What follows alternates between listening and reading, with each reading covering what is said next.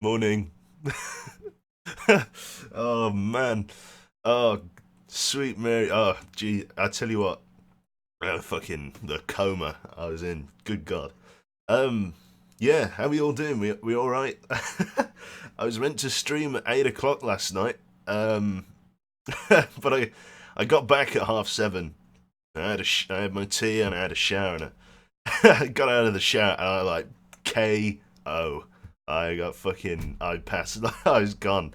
and I've literally I've been asleep for 12 hours. Do you know when we're playing the long dark, and you go to bed, and it's a long 10, 12 hour sleep, and you wake up and the thirst meter's at 0, it's flashing red. That was me this morning. So I've got the jug of purgatory all ready to go. Got me drink, and we're gonna do a little bit of cold waters this morning, just so I can unscramble my brain. We've also got the full ASMR experience because holy shit, I've been asleep for way too long. Oh, do you know when you're asleep for that long that you still feel tired when you wake up? I don't need any more sleep. I don't want any more. Keep it. So yeah. Oh, a nice refreshing. So I feel like crap after waking up. So yeah. So,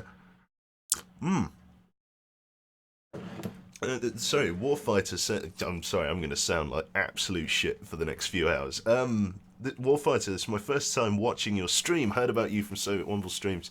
That's where most people come from. And then you get the occasional person that goes, "Who's Soviet Womble?" And to them I say, "Good for you, good for you." Right, let's really move that mic in. There we go. We got the. I could never be like a morning radio presenter because holy shit, I sound like absolute dirt.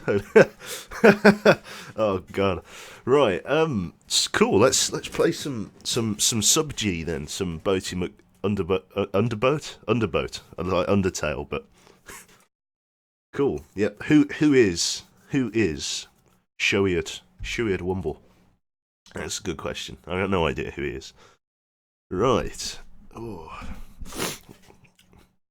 Is everyone else doing okay? Is everybody else all right?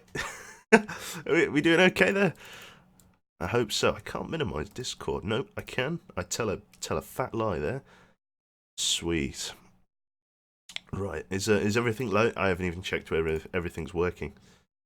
Oh well, Steam's opening. That's a good start. Right.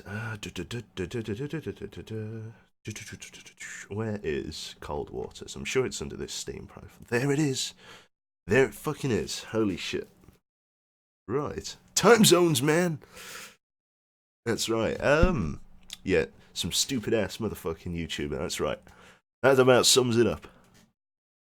It's Good Morning Vietnam. That's right. So let's see if everything loads accordingly. Now, the new version of the this needs fixing. Just give me a minute. So the new version of the playable subs mod is out, but I'm not installing it yet because we have a campaign that we've started. So we'll play the new expansion for it. Well, later on, I guess. We won't play it straight away. There we go. That's working nicely. Let me just lock that window. Good, good, good. There we go. Can hear something at least. So, I can't even remember where we were at. I think we were playing in a Los Angeles class submarine. Let's show you that under the unit reference menu. Here he is. The Los Angeles nuclear attack submarine. We've got a full array of weapons here. That's 1984. December 1984 for anyone that wants to know. We've got Mark 48 torpedoes, Moss decoys, UGM-84 missiles, which are like underwater ship-launched missiles, basically. And then you've got your Tomahawk missiles down here in both anti-ship and land attack variants. That's AS and LA. So, yeah, it's a very big submarine for what it's worth. And the thing with having such a long, large submarine like this, because it is fucking huge, is that our test depth on, if anybody remembers the previous Cold Waters playthrough we were playing in the Narwhal. And the Narwhal, I believe, is the next one on the list. Here it is. This is a slightly older submarine than the Los Angeles class. It was a one-off design, but it had a test depth of 1,320 feet. Which isn't too bad. That's quite deep for what it's worth. But the Los Angeles being much larger means that there's a lot more water pressure acting on the hull, or a lot more, crush pressure, and thus only has a test depth of 950 feet. So we can't go as deep in this one. But it doesn't mean it's a bad submarine. It's still got a hell of a lot of equipment on it. TB-16, passive, low-frequency towed array, which is an extremely good towed array for anyone that doesn't know.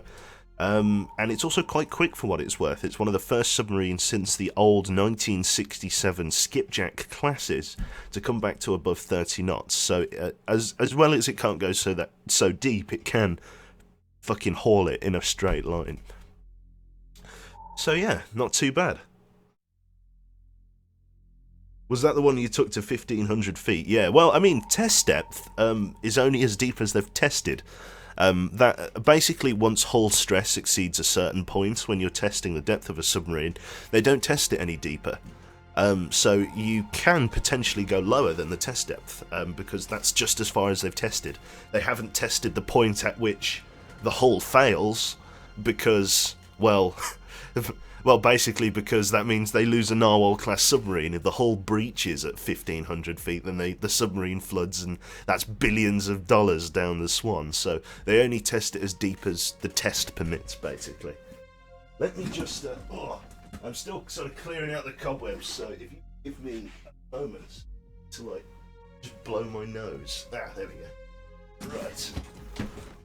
Back in Mo. There we go.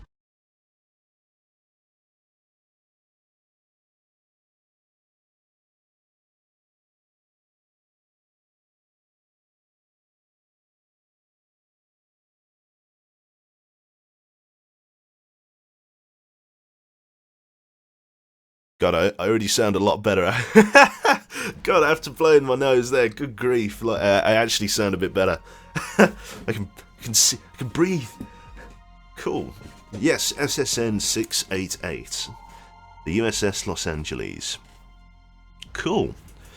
Right then, so let us slink on in back into our campaign. We're going to load our 1984 save, and then we're going to immediately load up the briefing, because we're on the tactical map at the moment.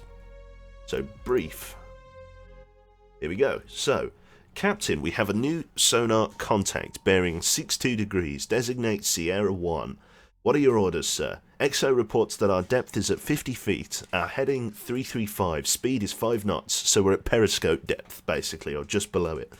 Local conditions are broken. Gentle breeze, weak surface duct and weak thermal layer occupying the 84-foot range from surface.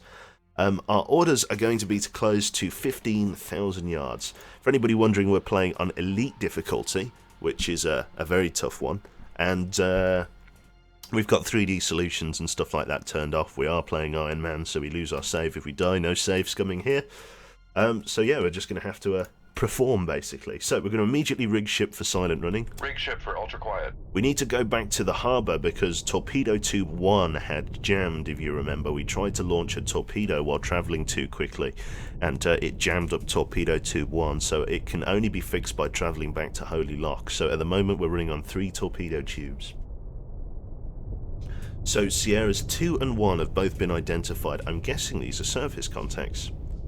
So let's begin... well, let's actually begin by finding out who they are. They're already being pinged on active sonar. Let's get up to PD. Make depth 4, 5 feet, dive high. Okay, raise the mast. Upscope. Or raise the periscope, I should say. Con, dive at 4, 5 feet, dive high. Switch to low light mode, so they should be off over the bow here. Oh, there's something down there. No visual. No initial. Something back there. There's a helicopter dipping sonar, so we're fighting surface contacts. 2 helicopters. Continue to scan. So it looks like we've been found by an anti-submarine fleet. Can't see the ships though. Can only see the helicopters that are trying to find us. Right, lower the scope. Okay, so there's only a weak thermal layer. Dive, make depth 300 feet. Make depth 300 feet, dive high. So that's going to flood our ballast tanks, and it's going to drop the planes by about 10 degrees, and that's going to cause us to sink. We're only travelling ahead at 1/3, and as we're trying to keep a very low signature. So let's attempt to identify what's hunting us. We know there are helicopters, and helicopters can't come this far into the ocean on their own, not really. So we're going to cycle through to ships, and we're going to try and line up these low band contact signatures. So, who have we got? Looks like we've got a cache in. We can't see his medium band frequency up at around 1,000 there, so we're going to just identify him as a cash-in to assume. Sonar, Sierra 2 is classified as escort.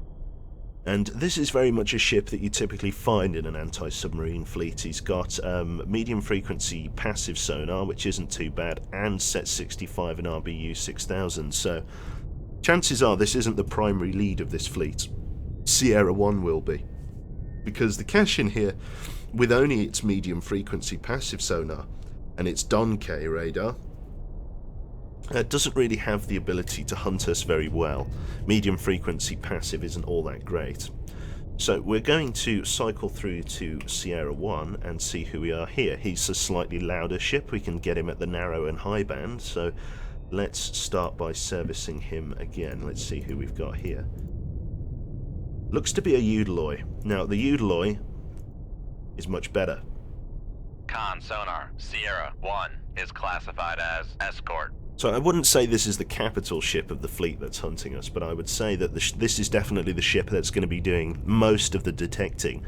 The Eudaloy here, as you can see, it's got a small helicopter area on the back, so with the Eudaloy that's dispatched the helicopters, carrying a horse-jaw low-frequency passive and low-frequency towed array. Also got Don-K radar. At 300 feet, dive I. So the Eudaloy here is going to be doing most of the legwork.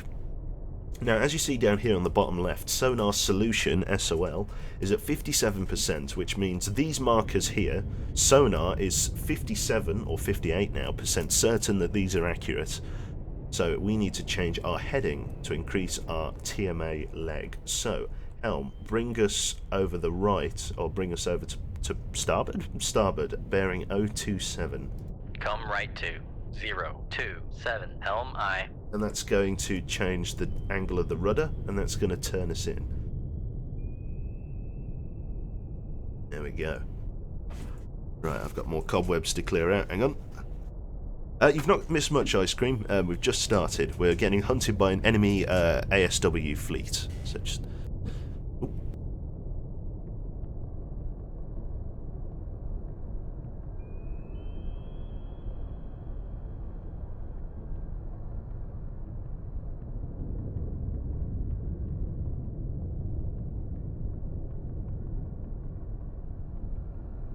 I've also put my glasses on so I can see a damn thing. Right. So there we go. Instantly, having changed our heading, the target solution on the Eudaloy has improved. However, it steady course. looks like they're moving to the northwest here on their nautical bearing. Looks like they're travelling up this way. So we have a choice here. We can make turns for 4 or 3 knots and just wait for them to cross over our bow, and then once they've done that, we can fire some missiles at them, or torpedoes at least. I think what we're going to have to do, we're going to stay on this course because we want to try and get behind them if we can, but we can't do it at this depth because we'll be detected by medium frequency sonar. So we've got to drop down all of the way to test depth. So we're going to drop down to 950 feet. Make depth 950 feet, dive I. In an attempt to get below their active radar.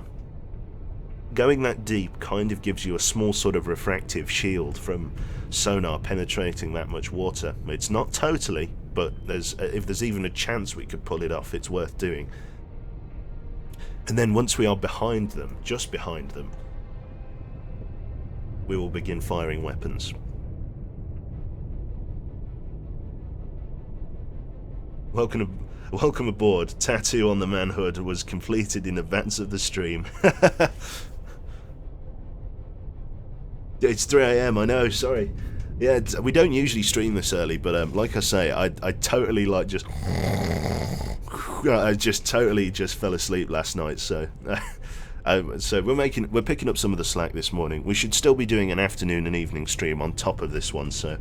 We'll be playing this for a few hours, couple hours break, afternoon stream, couple hours break, some stuff in the evening. Sadly, I did not retrieve any sushi, and it's absolutely miserable outside, so I don't know whether I want to brave the weather to go and get some. But I do still owe somebody some eating of sushi. That's a whole in-joke thing. Oh shit. Oh fuck. Right, raise the planes. Well, looks like we can't go to 950 feet. Because this ocean depth is only there, so we're coming to 800 feet. Make depth 800 feet. Con, less than 50 feet below the keel. That's going to have to be 750 then. Make depth 750 feet. Dive high. Right, okay. Very deep, very shallow water that we're in at the moment, so we can't come to test depth. It must still be in the Barents Sea. So Eudiloy's solution has improved to 95%, which means it's now almost certain that it's there. So we can now track the target. Here he is.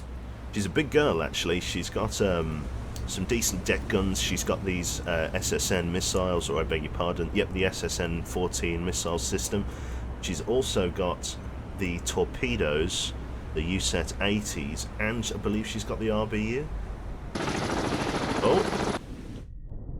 We've been detected, so we're going to fire weapons. Dive at 750 feet. Dive high. Okay, so snapshot on the bearing of the cache-in, Sierra 2, snapshot, set surface search, ship ready 2, ready fire tube 3.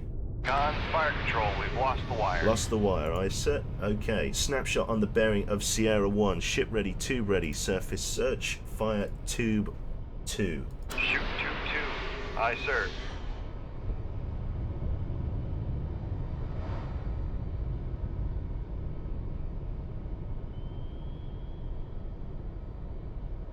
Elm, change course, come left to 297.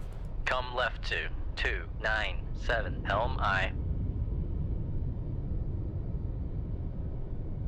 Adjust target trajectory of the weapon, 042 range to enable 12,200 yards. So we've been detected, looks like by enemy dipping sonar. Currently rigged for ultra quiet. I can't see the torpedo that was dropped. Interesting.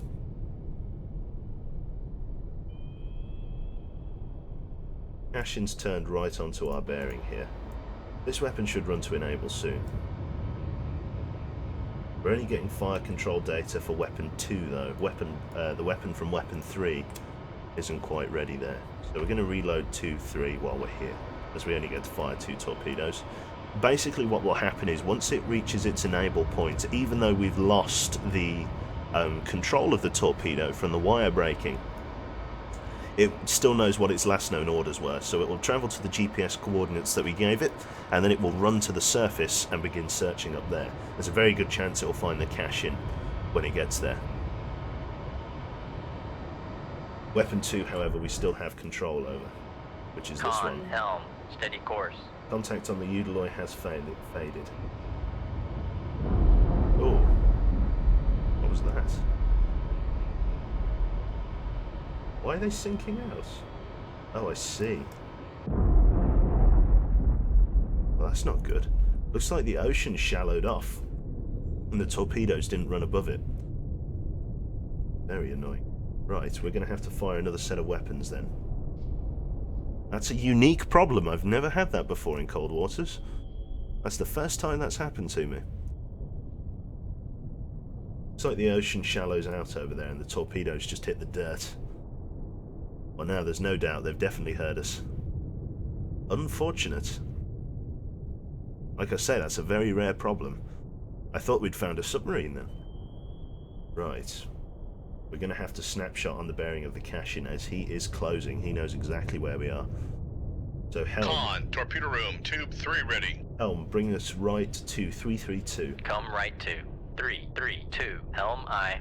Okay, fire control, ready to 3, surface search, set range to enable short. Fire on the bearing of the cache-in, bearing 066, range to enable 2,500 yards. Ship ready, 2 ready, fire tube 3. Shoot tube 3. Aye, sir. Go. Torpedo away.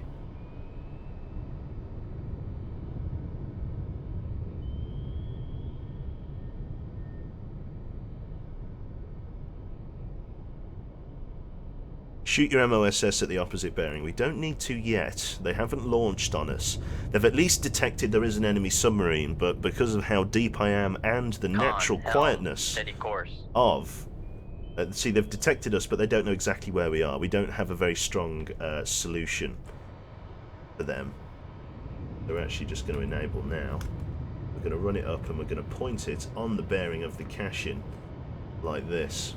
So we're bringing him up. We're bringing up this torpedo early to track the cash-in. Like that. There we go. We're keeping it on a straight vector. And then we're going to have to hunt the Eudaloy separately, which presents its own unique set of problems. Right, helm, bring us right to the bearing of the Eudaloy, 045. Con, torpedo room, tube 2 ready. Tube ready, aye. Come right to 045. Helm aye. There's the ship. The torpedo will begin searching very soon. We'll keep it all passive as not to give our position away. Con, fire control, weapon acquired. Weapon acquired. So the passive homing warhead of the torpedo is now searching and locked onto the cash-in designated Sierra 2. Sierra 2 is only pulling 20 knots at the moment. So now we have the unique problem in that we have to hunt this Eudaloy, and his contact has totally faded.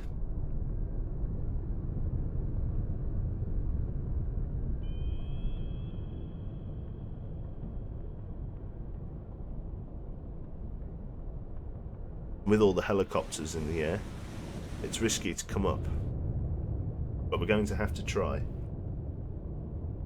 We're going to reload tube 3 with a UGM, I think. It's going to be the way to go. Ashin's turning away from the weapon. Looks like he's going to try and hit it with countermeasures. Eudaloy's definitely up here somewhere. Steady course. So we're going to cut the wire to tube 4, so now because it is passively homing on its own, and we're going to reload a UGM in the tube that was previously controlling it. So this weapon has now... where is he? This weapon is now running independently. Noisemaker bearing 086. So this weapon is now running and targeting independently. It is no longer controlled by our ship.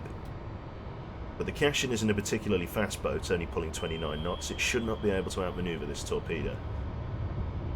There we go, it's reacquired the target. So once the UGM is loaded, we're going to bring ourselves up to 200 feet, or maybe even to periscope depth, and we're going to fire a UGM on the bearing of the Eudaloy. Now, the Eudaloy does have countermeasures. Con sonar, noisemaker bearing 087. But we can't come up that shallow until the Cashin has been destroyed, because our own torpedo could lock onto us because we've severed the wire. So it's, yeah, you know, it could be pretty risky. Right. Maybe dip above the layer. It's going to have to be that case, but a very weak duct like that will have very little impact. Con sonar lost contact. Sierra 2, last bearing 085. Contact breaking up. So we destroyed the Cashin. Cashin's now destroyed, so that gives us some options. Helm, make depth, bring us up to PD. Make depth 550 feet, dive high. Brilliant. So now we're coming up to periscope depth. Con, torpedo room, tube 3 ready. The Cashin, we just hit it on the starboard side, or no, the port side, sorry. Left and right, port and starboard. So looks like we badly fucked up this center section of ship, and it's starting to list to port, taking on water at the stern. Bow's already out of the water, above the waterline. It's going to roll and sink on its side, it looks like. Nasty business. Enemy decoy there, sinking to the bottom. Special little things that I designed to... Oh, shit. Yeah. Dragon Fangs, thank you very much, mate. There we go, look at that. Yeah, it looks like it's rolling onto its face. It's going to face plant the ground. Going to headbutt the floor. No, stern sinking out. Last little pocket of air that's trapped up at the bow here is making it sort of list nose up, and then it will full-on Titanic into the water. Cool. Such a calm, yeah, nothing like sailors drowning, eh? Such a calm stream. I could make anything. I could narrate the nuclear fallout of World War III, and it would be the most relaxing thing. Yeah, look how shallow it's getting. 7 feet, or 778. Still coming up to periscope depth. As we come shallower, I'm going to rig ship for ultra quiet running. Rig ship for ultra quiet. Which is going to reduce our sonar contact even more.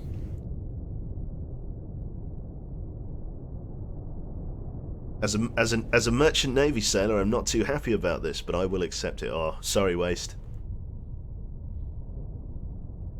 Yeah, we don't sink. Well, there are civilian merchants, Waste. So if you are a civilian merchant, as long as you're not working for the Russian Navy in the theoretical 1984 Third World War campaign, as long as you're not working on a Russian trawler, then we'll be okay. We're still mates. So engage with missiles. You set the enable distance from the target at least 100 feet away. Yes. I think that's a safe bet. So, we're up at periscope depth. Raise the scope and ESM mast. There we go. Right, attempt to service a target. He's not where we thought he was. Contact is on the bearing of 5-2. He's running very slowly. Let's get into the scope. Bearing 5-2. Enable low light mode.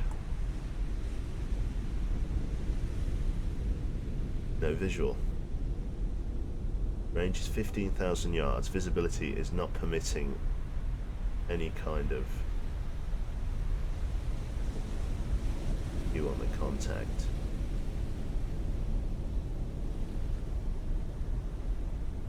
No visual contact established. Let's lower the scope. Keep the ESM mast raised. So all that we know that he's somewhere out there, not exactly where he is. Lower the ESM Lower the mast. ESM mast. We lose the contact if the ESM mast is lowered. Dive at 4-5 feet. Dive high. So the Eudaloi looks like he's moving away from us, 30,000 yards if that's to be believed, but at least sonar has established a contact. We could raise the radar, but then he'll know exactly where we are, and if there are any enemy helicopters about, which there are 2, they'll know exactly where to look for us. Raising the radar is really a last gambit attempt, and there's a lot of risks that it potentially brings with it. It's a dangerous game, the one we're playing, but what can we do? I'm not entirely sure which direction the Eudaloi is moving, whether it's moving away or towards us. Moving away. I don't know exactly where he is, though. This is only a rough sonar contact. The sonar is only 34% certain this is where the target is. We could try and give chase, but I reckon he can move faster than we can. Doesn't tell me anything about his speed capability here. But I reckon he's a decently fast ship. Pulling 175 decibels, he don't make that much noise and be slow. Yeah, the choppers are loud. What type of chopper is that? I don't actually know the type of helicopter. It does say in the unit reference, but not down here anyway. Not in game. I can't see it in game.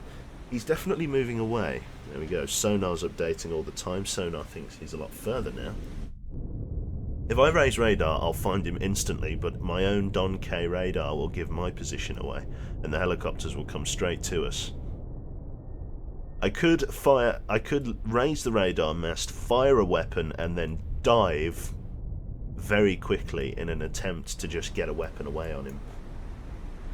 Or we could continue servicing the target at the potential 32,000 yard range, which is a little unlikely. I reckon it's slightly shorter than that, but you can never be too sure.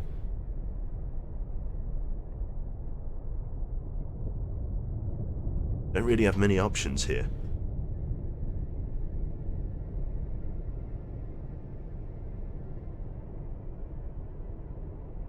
We could just break contact. The enemy vessel is far enough away that we can just break contact. They're not primary mission targets, so I think we'll do that instead.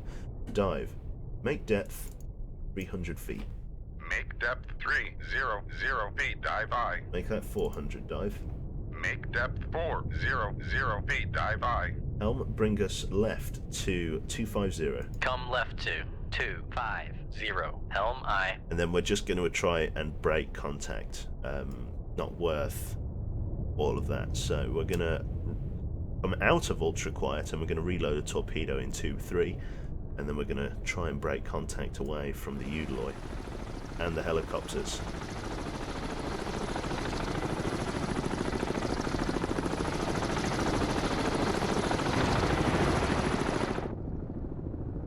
Is that a launch transient? Oh, I'm being depth charged. Right. Get us down. Dive, full Make speed. con sonar. We are cavitating. Take us down. Passing 300 feet.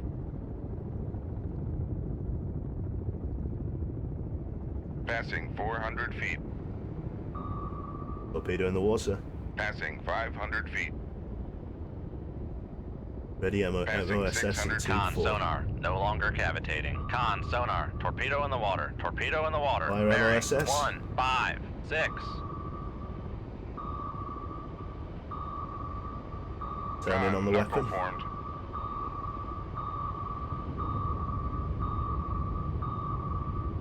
Reload tube 3 with MOSS.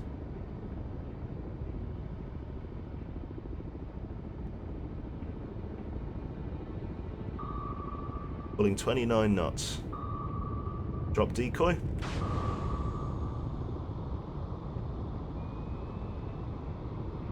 Been detected. Something is scanning us. Con, torpedo room, tube 3 ready. We're getting scanned with passive or active sonar. I've got no idea where it's coming from. Con, knuckle formed. Sharp turn. We've got to go evasive here in a big way. Form a knuckle. Con, knuckle formed. Yeah. That should confuse the enemy torpedo. Decoy. Oh no, load an MOSS, not a Mark 48.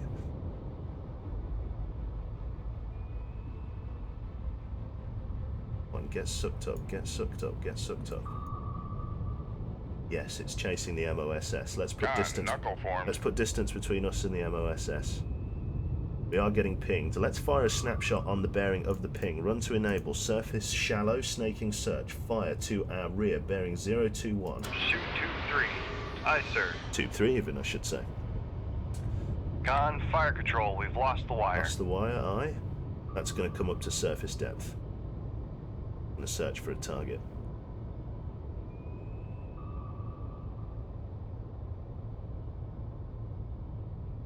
So that enemy torpedo is now chasing this weapon Con here. sonar. Torpedo in the water. Torpedo in the water. Bearing 0, 5, 3.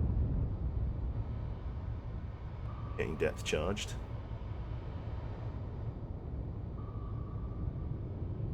Form a knuckle. Con, knuckle formed.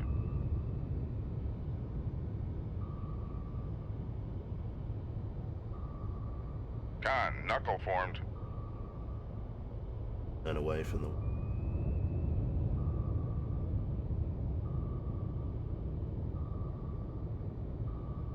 Con, knuckle formed. Just got to confuse this enemy warhead for long enough.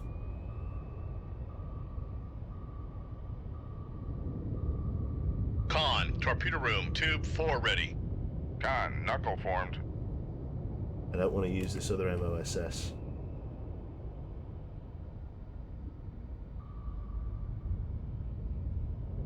Just got to go evasive. Looks like the Eudaloy wasn't moving away from us. The Eudaloy was moving towards us. So sonar was incorrect. Looks like our torpedo has got sucked up on our own decoy as well.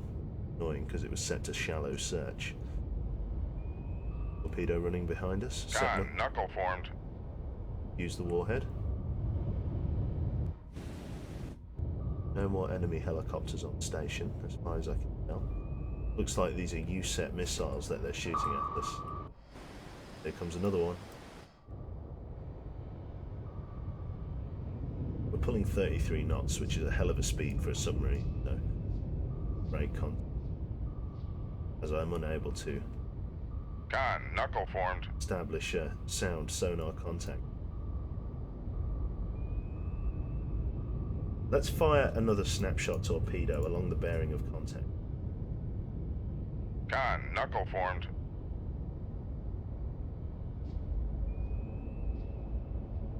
So let's fire a snapshot on bearing 039, enable 1000 yards. Fire tube 2. Shoot tube 2. Aye, sir. Con, torpedo room, tube 3. Con, knuckle formed. This just became a knife fight. Or it has been a knife fight for the last few minutes. Con, fire control. We've lost the wire. Lost the wire, reload tube 2.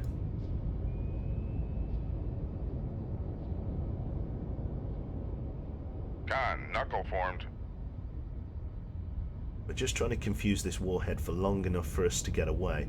For anybody wondering what's a knuckle that it keeps telling me, basically... Con, sonar, torpedo in the water, torpedo in the water, bearing 015. Yeah, basically what's happening here Con, knuckle formed. is that I'm creating wash with the not with the propeller, but with the rudder. So basically, if I turn the rudder sharp enough at this speed, it creates turbulence in the water, and it's that turbulence that I'm using to confuse enemy Con, knuckle warheads. formed.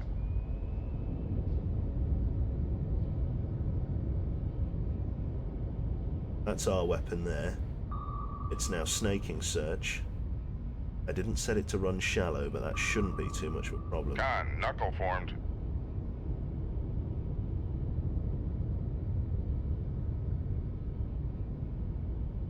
Don't they know? How many torpedoes do they have? I think they have 8 ready in SSN torpedoes. Here comes another one.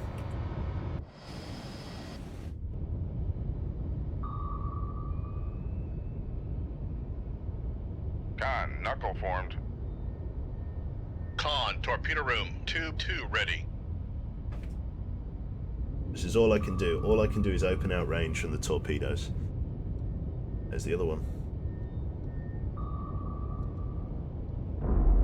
Con, go. knuckle formed. First one has run out of fuel. SSNs don't carry very much fuel, which means they're quite easily evaded. This one here is searching in this direction. Need to try and get around him. No, he's wired us. Con, knuckle formed. He's searching back there, which means he's struggling to track me. However, tracking the knuckles is one way you can get yourself found and killed, basically. So we need to quickly fire an MOS decoy back in his direction. Con, torpedo room, tube jammed on launch. That's bad. We're traveling too fast to launch. I forgot about that. Shit, and the tube is trapped in there. So we've now Con, got... torpedo room, tube Ah, so I 2 forgot ready. about that. Shit, this is what happens when you stream early, early in the morning. Bollocks, I totally forgot about that. Con, knuckle formed. It doesn't look like we're travelling as fast as we are, but we are fucking hauling ass. So now we've only got knuckles to evade. I'm just adding to the whole fear of the situation, you know, the fear of being sank at the bottom of the ocean. If it's any form of if there wasn't any motivation to avoid torpedoes, there Con, now knuckle is. formed. We've just got to. Looks like there are no new weapons in the water, at least. So we've just got to keep this guy behind us. Sink me. So we've got 2 jammed torpedoes. We've got to go back to Holy Lock and get those Con, unjammed. knuckle formed.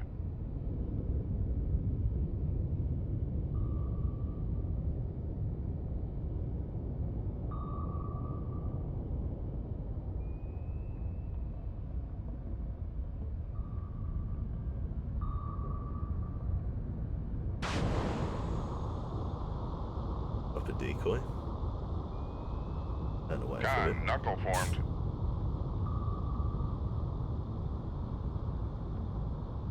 Any other SSNs coming in? Here comes another one. I'm never going to be able to break contact. Con, knuckle formed. As soon as this weapon runs out of fuel, we're going to switch to silent running and drop down to 5 knots. Con, knuckle formed. Not much we can do here. We've got no missile decoys or weapon decoys. Got nothing. We've only got we got 33 knots and a will to live. Con, knuckle formed. Go right. Helm, drop us down to 5 knots. Take us ahead 1/3. Brig ship for ultra quiet running. And turn Con, away knuckle formed. from last known bearing.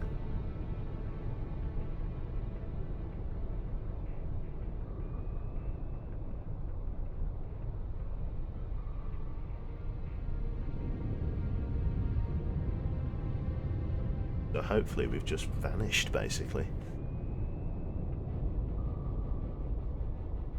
When we slow down to 5 knots, we may even be able to service the target again. Oh, this is nice. I haven't had this level of difficulty on a mission in a very long time. I may be very calm and collected and made that seem quite simple and quite an easy affair, but there's nothing of easy about avoiding that many torpedoes. Nothing at all. So hopefully we're going to have a contact appear. Con, maneuvering, making turns for 5 knots. Turns for 5 knots. Still no target on the Udaloy.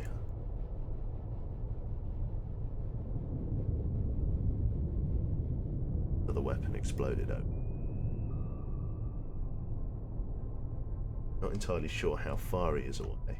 I'm feeling like he's quite close, otherwise he wouldn't be launching weapons at us, because how could he know where we are? The red ones are weapons, the yellow one is his ship. Difficult to say how far away that is, to be fair.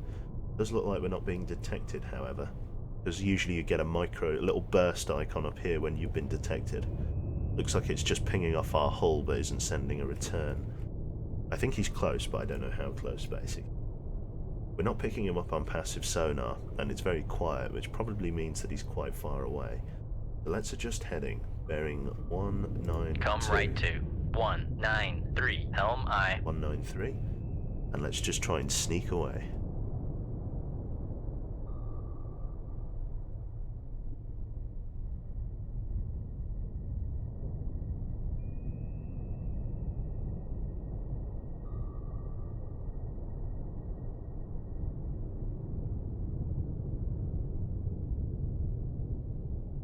Dragon says, just decided to get Prime today, £500 down, and I've got my Oculus and Touch coming in the mail.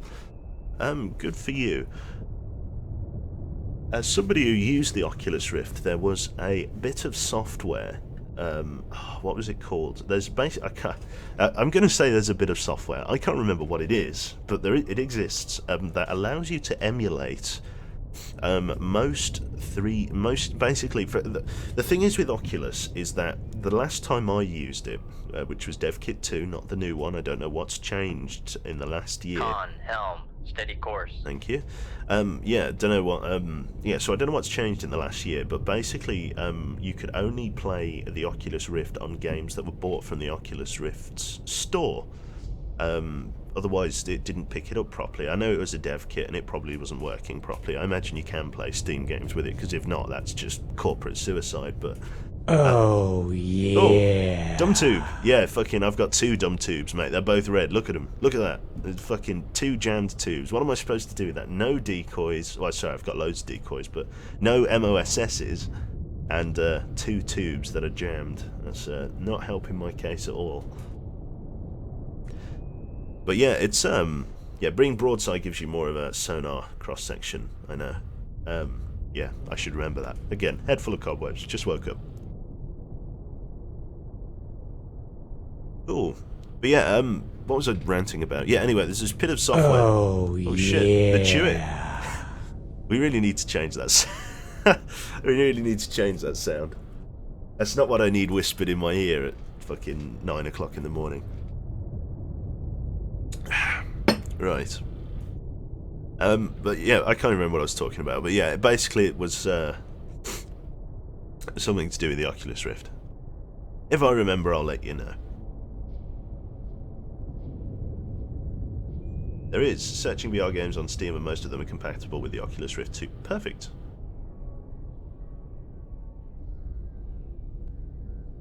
You can play Steam games with the Arc. I mean, I dropped him in the water. I never dropped him in the water. I've never heard a man scream so high pitched. That's funny.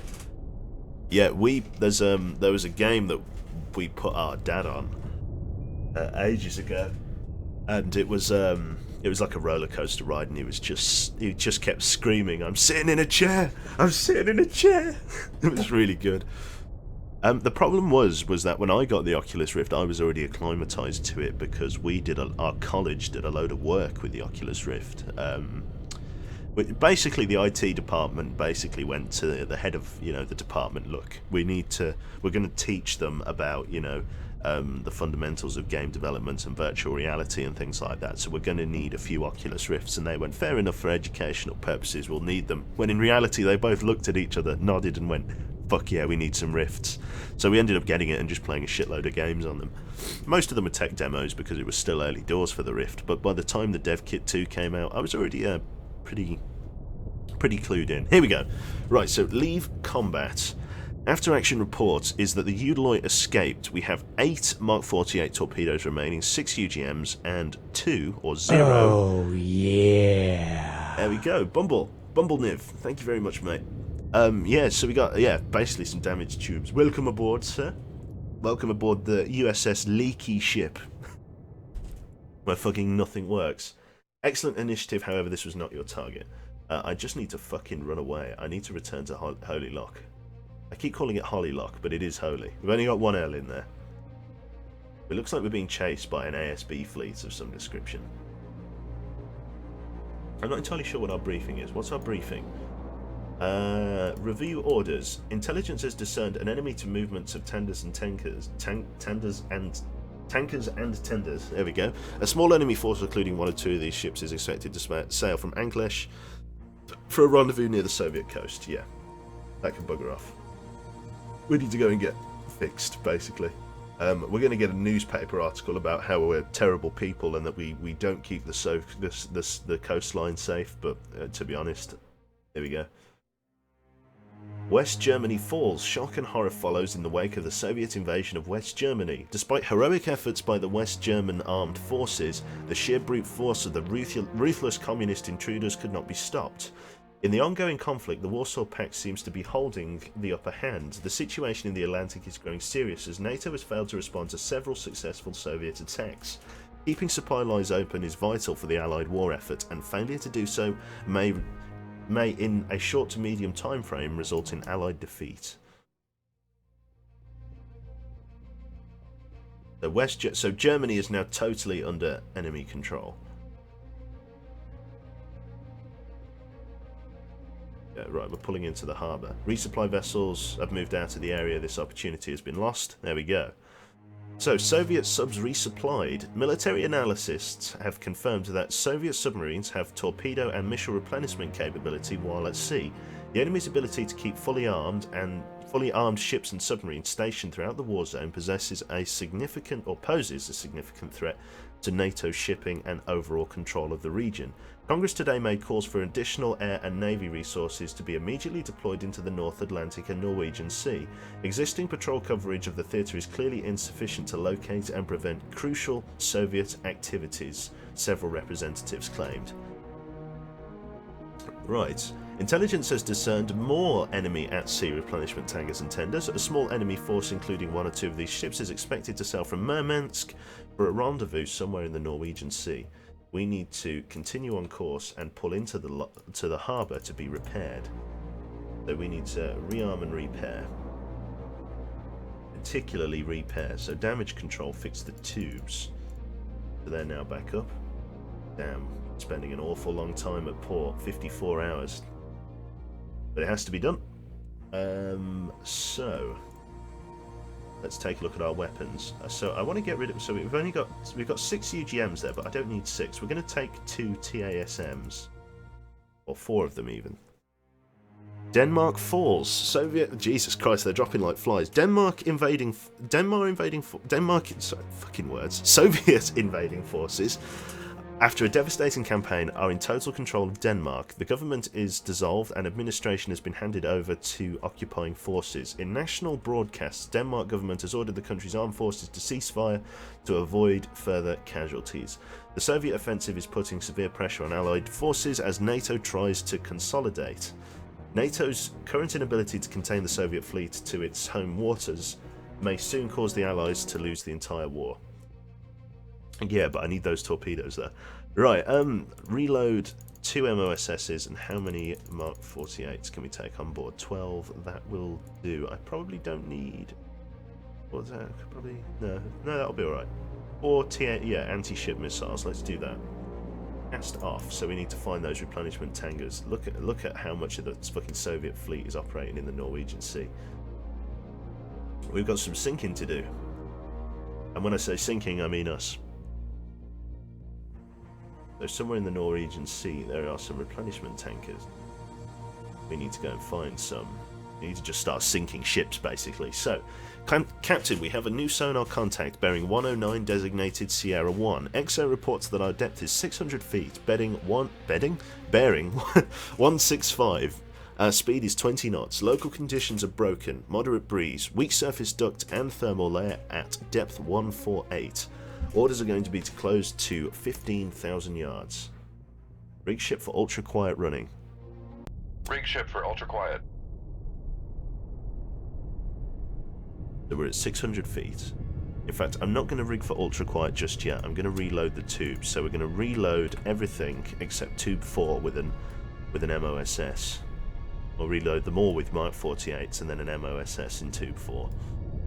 Once we come down to 5 knots, we should be able to scan for contacts. Background noise is 88 decibels, which is a little bit loud, but not too bad. Con sonar, new contact bearing 106, designated Sierra 1. So bearing 106, let's begin scanning.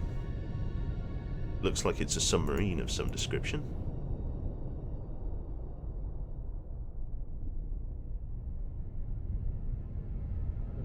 Not a kilo.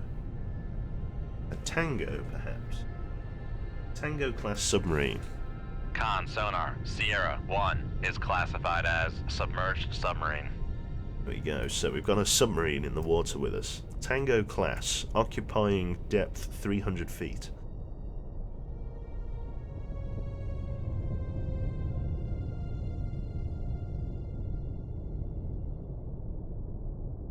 Let's take a look at what kind of equipment he's got. So, switch us over to signature. If he switches to active scanning, he's going to detect us. We're currently at -5 on the low frequency passive radar, which means we're currently invisible to him. Only for the moment though. As soon as we switch to ultra quiet running, we'll be okay. But I'm not firing before then. Dive, make depth 700 Con, feet. torpedo room, tube 1 ready. I tube 1. Make depth 700 feet. Dive by.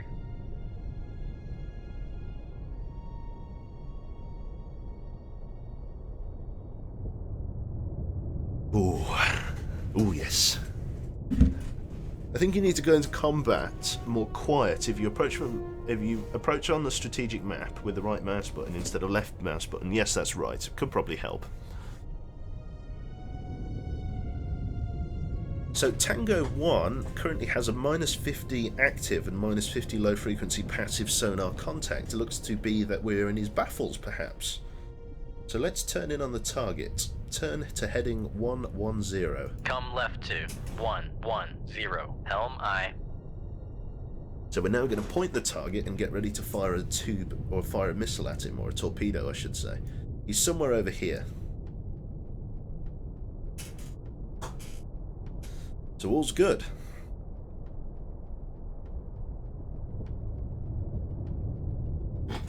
Ooh, right.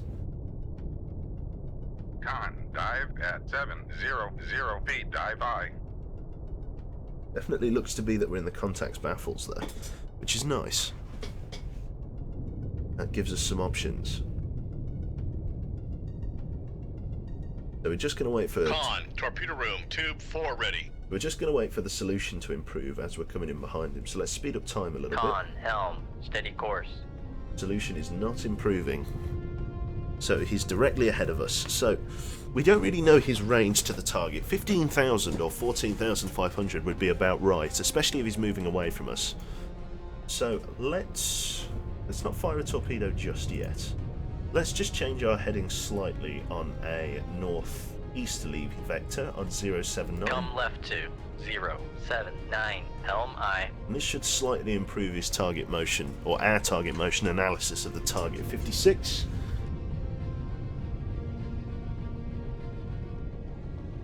I'm just going to open my window a fraction.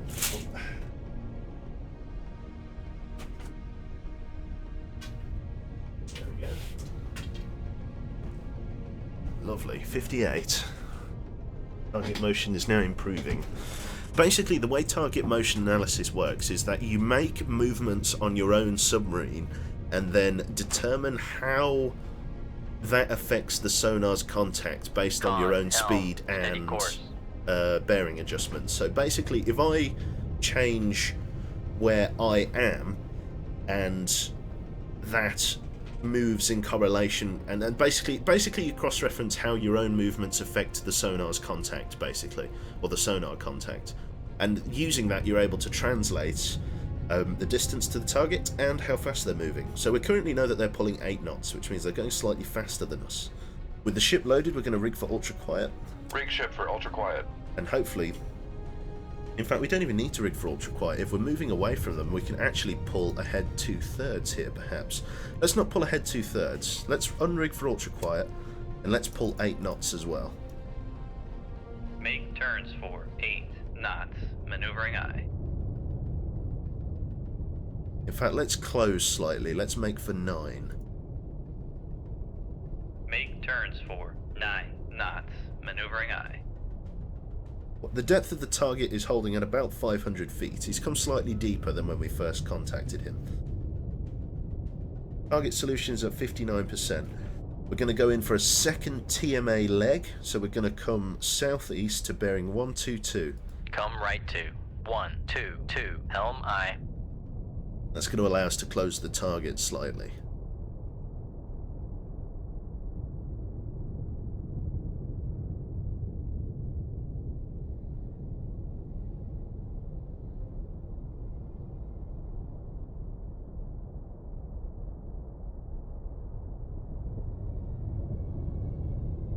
Quite a quiet submarine, for what it's worth. 130 decibels. That's probably why we're having so much difficulty tracking him.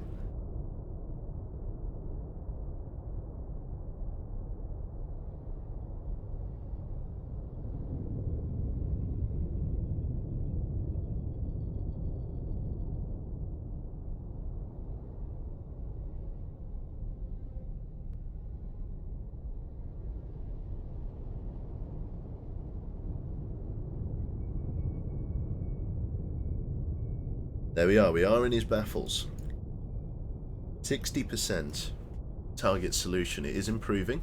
We now know his bearing, which means target solution is going to be improving a little bit better.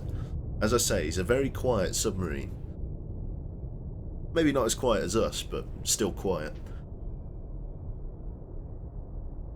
Crew of 62, 91 meters in length.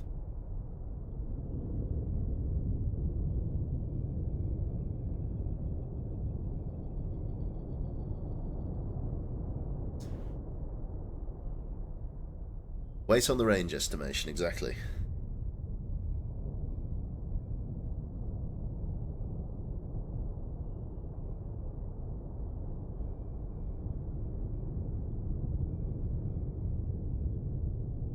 Just taking a little while to get the TMA analysis. So we'll speed up time slightly. 66, 67, 68. As I say, we can fire a weapon at him. We're totally in his blind spot at the moment. He has no idea where we are. Basically, there's like this blind spot behind... I think I explain this every stream, but there's basically a blind spot behind your ship about 60 degrees because of the noise created by your own propeller, which means you aren't able to scan that far. Right, let's go back to normal time because target solution is now very accurate. We are in his baffles. We are going to fire from tube 1 a passive homing weapon at the contact. So, currently at -50, -50, so let's get ready. So, fire control. Ready tube 1 on the bearing of the target, Sierra 1, bearing 079, range to, or beg your pardon, correction, 082, range to enable 5,700 yards. Ship ready, tube ready, fire tube 1. Shoot tube 1. Aye, sir. Okay. Weapon has cleared the tube. Weapon running normally. Weapon is now closing to TTR, or sorry, closing to enable range, or the enable target. So the fact that he didn't immediately switch to active sonar means that, again, he can't see us. He didn't know that we fired that. The launch transients, the bubbles that are created when you fire a torpedo, went totally undetected by his sonar. This is where you want to engage a submarine from if you ever can. Like, this is the perfect spot right here. He only has TEST-71 torpedoes. I believe those are the nasty ones. These really hit hard.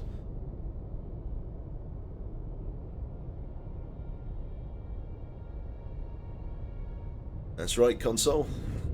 Or some guy, I guess. We are a Los Angeles class warden. Fuck me, there's a huge spider just walking across my desk. Here, look, if I open that drawer for you, you go in there. Go on. There will be a declaration of war if you don't move away.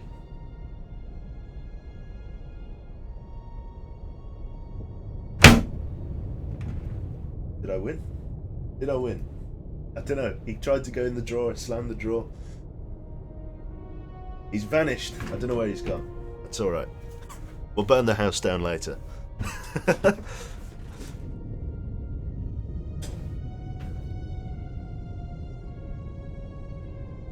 Fire all torps at him. No, we only need to fire one. In fact, we're even going to narrow the enable range slightly. So adjust the bearing of tube 1. Range to enable 5,600 yards. Just so that when it activates, it goes right up his trumpet. At 95 target solution, we should be able to see him. There he is. He's still blissfully unaware, still pulling 8 knots. He has no idea there's a torpedo coming for him. Have you ever played Silent Hunter? I've never played Silent Hunter.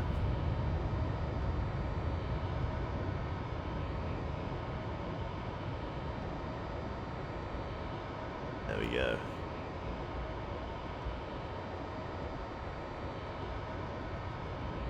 You meant the spider. Fire all torps at him, yeah. It's early in the morning. Dan's face. Dan's game. Hitting me with that Dan's game. Right. Range to enable is only 500 yards now, so it's going to be it's going to creep up on his ass. A surprise. The count. Yeah. See what he does. This should enable him straight away, or acquire him straight away. Con, fire control, weapon acquired. Acquired. Still has no idea what's coming for him. This dude, my dude here, has no idea. Nope, he's detected it. The propellers are starting to spin up. He's beginning to dive. No, was that just a slight course adjustment? 9 knots. 9 knots. If he goes to anything higher than 10, then that will be considered an odd pattern, and that he probably knows he's detected. Quite a fat submarine. This is thick. I think we could call it thick. Quite a thick submarine, this one. You can see all of his radar and sonar equipment there. All coming in on him.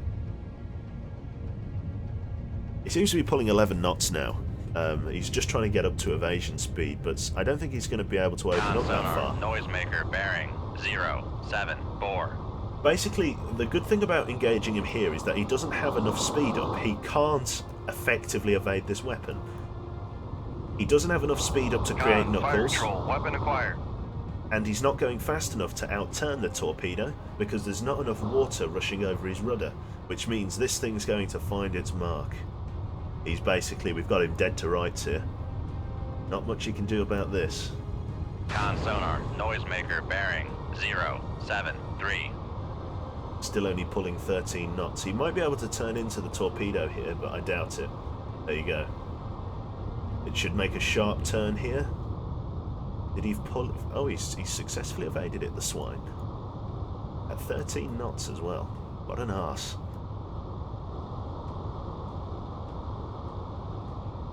It should find him in a moment, though. Jesus, what a sight.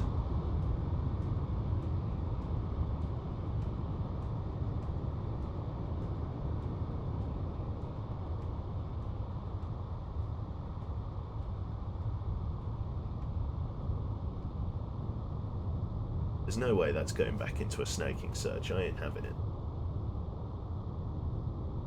Nope. Pulling a figure of 8. It's going to come round behind him. He's going to fire another set of decoys at it, but it will reacquire him at the very least. Fire control, weapon acquired. Weapon acquired.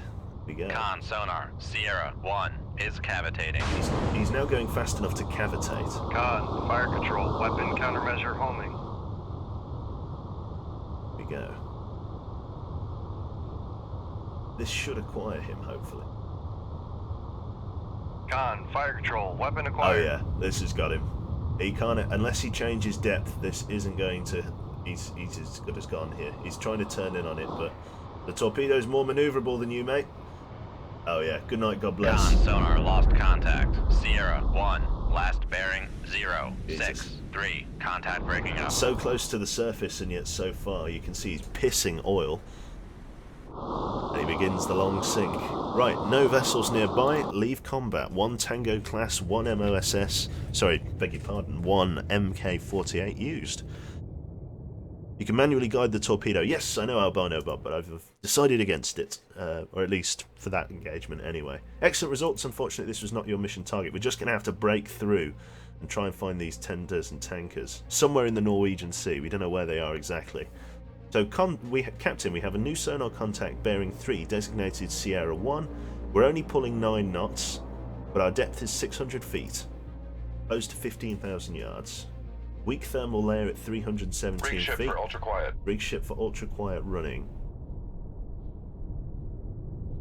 Background noise is 84 Con decibels. sonar new contact bearing 003, designated Sierra 1. Jesus, right on top of us. Right. Let's try and identify him. So, let's tick through what we've got. Looks like we've got a submarine of some description. Not a Delta. Potentially, no. Not a... It looks like one of the Victor series. Could potentially be a Victor 3, so we're going to mark it as such. Con sonar, Sierra 1 is classified as submerged submarine. He's sitting right on the thermal layer. This is a tactic by Soviet submarines.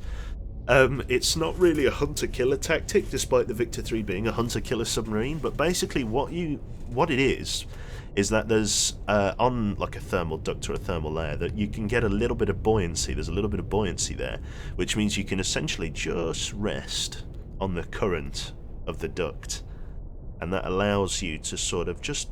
It's basically more for hiding than for fighting, but either way, it's only a very weak duct, so we've basically nearly got a perfect target solution on him already. So we're just going to keep going the way we're going. Ship's currently rigged for ultra quiet. We're going to have to engage him with tube 2. His low frequency towed array's nearly detected us, but his low frequency passive array hasn't, which is nice. Always scary when a ship has a towed array like that. So if he's all the way there, I want to come down to 800 feet, try and hide from him as best I can. So dive, make depth 800 feet. Make depth 800 feet. Dive I. Oh, yeah. Cool. Undead Merc 01. Thank you very much, mate. Willkommen. Welcome aboard. So we now know his bearing, so we're actually going to turn away from him. Helm, come right to 229. Come right to 229. Helm I. That's a bad idea. Let's go the other way. Helm, come left to 276. Come left to 276. Helm I. Because what we're trying to do here, if we can wriggle into his baffles, then that'll be perfect. So we're going to try that. We're currently running parallel with him, basically, so we're going to try and turn in and disappear.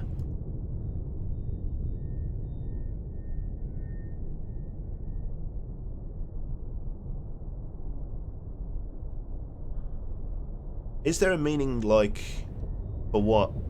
Cultivating? Do you mean cavitating? Cultivating. Yeah, cavitating is basically, well, I mean, you could Google it, but as far as my understanding of it is basically the water depth, the water pressure prevents bubbles from... Do you know if you splash around in the bath, it creates lots of turbulence? Well, basically, if you have obviously a propeller that's spinning that creates a lot of turbulence, but the deeper you go in the water, the more pressure there is on the propellers, preventing bubbles and such of the like, turbulence and wash being created. Turbulence, wash and bubbles create a lot of noise on sonar and allow an enemy ship to pick you up, so if you're ever cavitating, chances are they know exactly where you're at. Con, dive at 800 feet, dive I. That's basically it. That target estimation is wrong. Raise your depth. No, that target estimation is right. We're at 95% solution, so that's right. 6,800 yards. It's quite close, but you never know.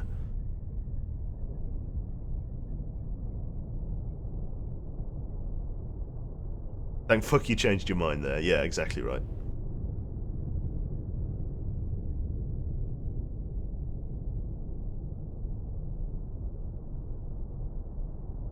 Oh, we should be able to see him. There he is.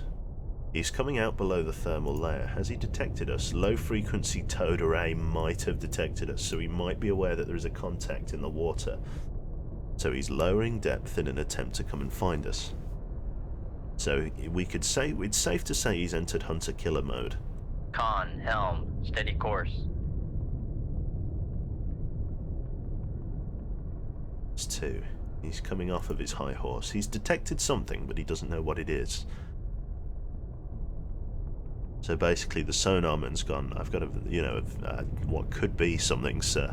And he's gone, let us dive, And they're coming down to the same depth as the thing they've detected in an attempt to improve target motion analysis on the target. I, however, remain somewhat invisible. It's definitely his towed array that's detected me.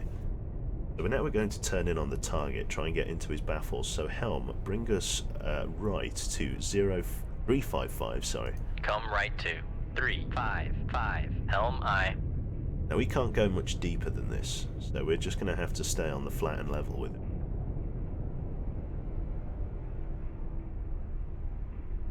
Digby!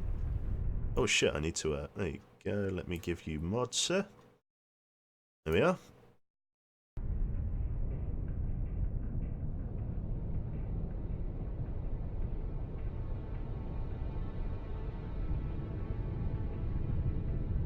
Right, okay. Where is our friend? There he is, hiding off down there. Holding just slightly shallower of us at about 750 meters, or feet, sorry.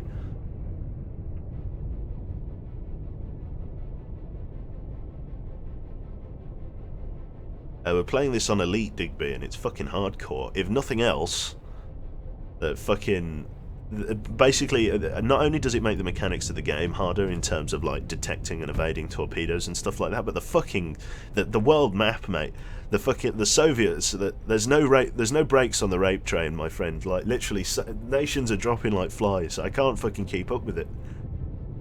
We've lost pretty much the entirety of Europe is gone, and it's just the Scandinavian countries that are holding out. We've still got Iceland. And that's about it. The entirety of Germany's gone, and we're losing we've lost Denmark as well, that's out.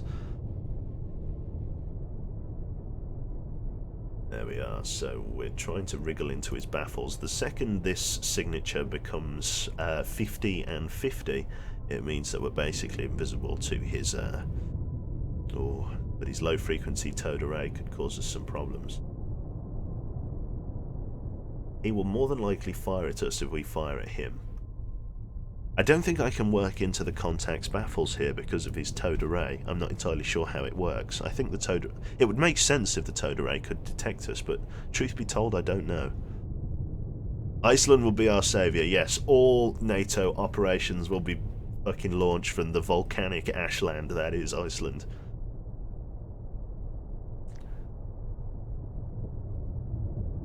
How fitting, you're about to open up the Twitch and look for one of the old Cold Water streams. Yep, fair enough. Is it, Dragonfangs asks, is this a one-life game? If you're sunk, that's it. No, not technically true, although in some cases it is. Basically, the escape depth of a submarine is 600 feet, or at least it is for NATO at this point. So if your submarine is above 800 feet and you decide to abandon ship, your crew can be saved.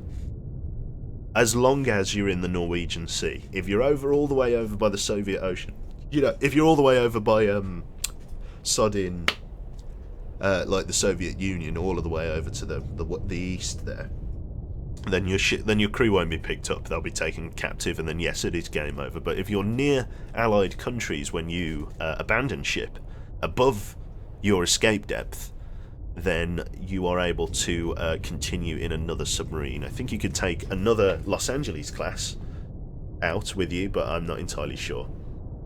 But yes, you can get another submarine in certain circumstances. But what we are playing on is Iron Man, so we can't do that. Well, we can do that, but if we die, we're out. What's the storyline to this game, Misa? It is a theoretical Soviet invasion of Western Europe in the 20th century, 1984, and you are currently playing a captain, or the commander, of a NATO attack submarine, nuclear attack submarine, that is designed to defend the shipping routes for NATO convoys. So we're going to work into his baffles here. Let's change our heading. Helm, come right to 029. Come right to 030. Helm I. Or 030.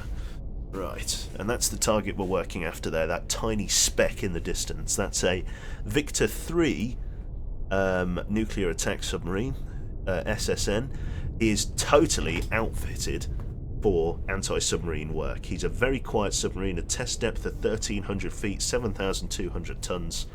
I would say he's about our equal, to be fair. He's a pretty nasty boat, for what it's worth. Is that voice attack I hear there? Might be.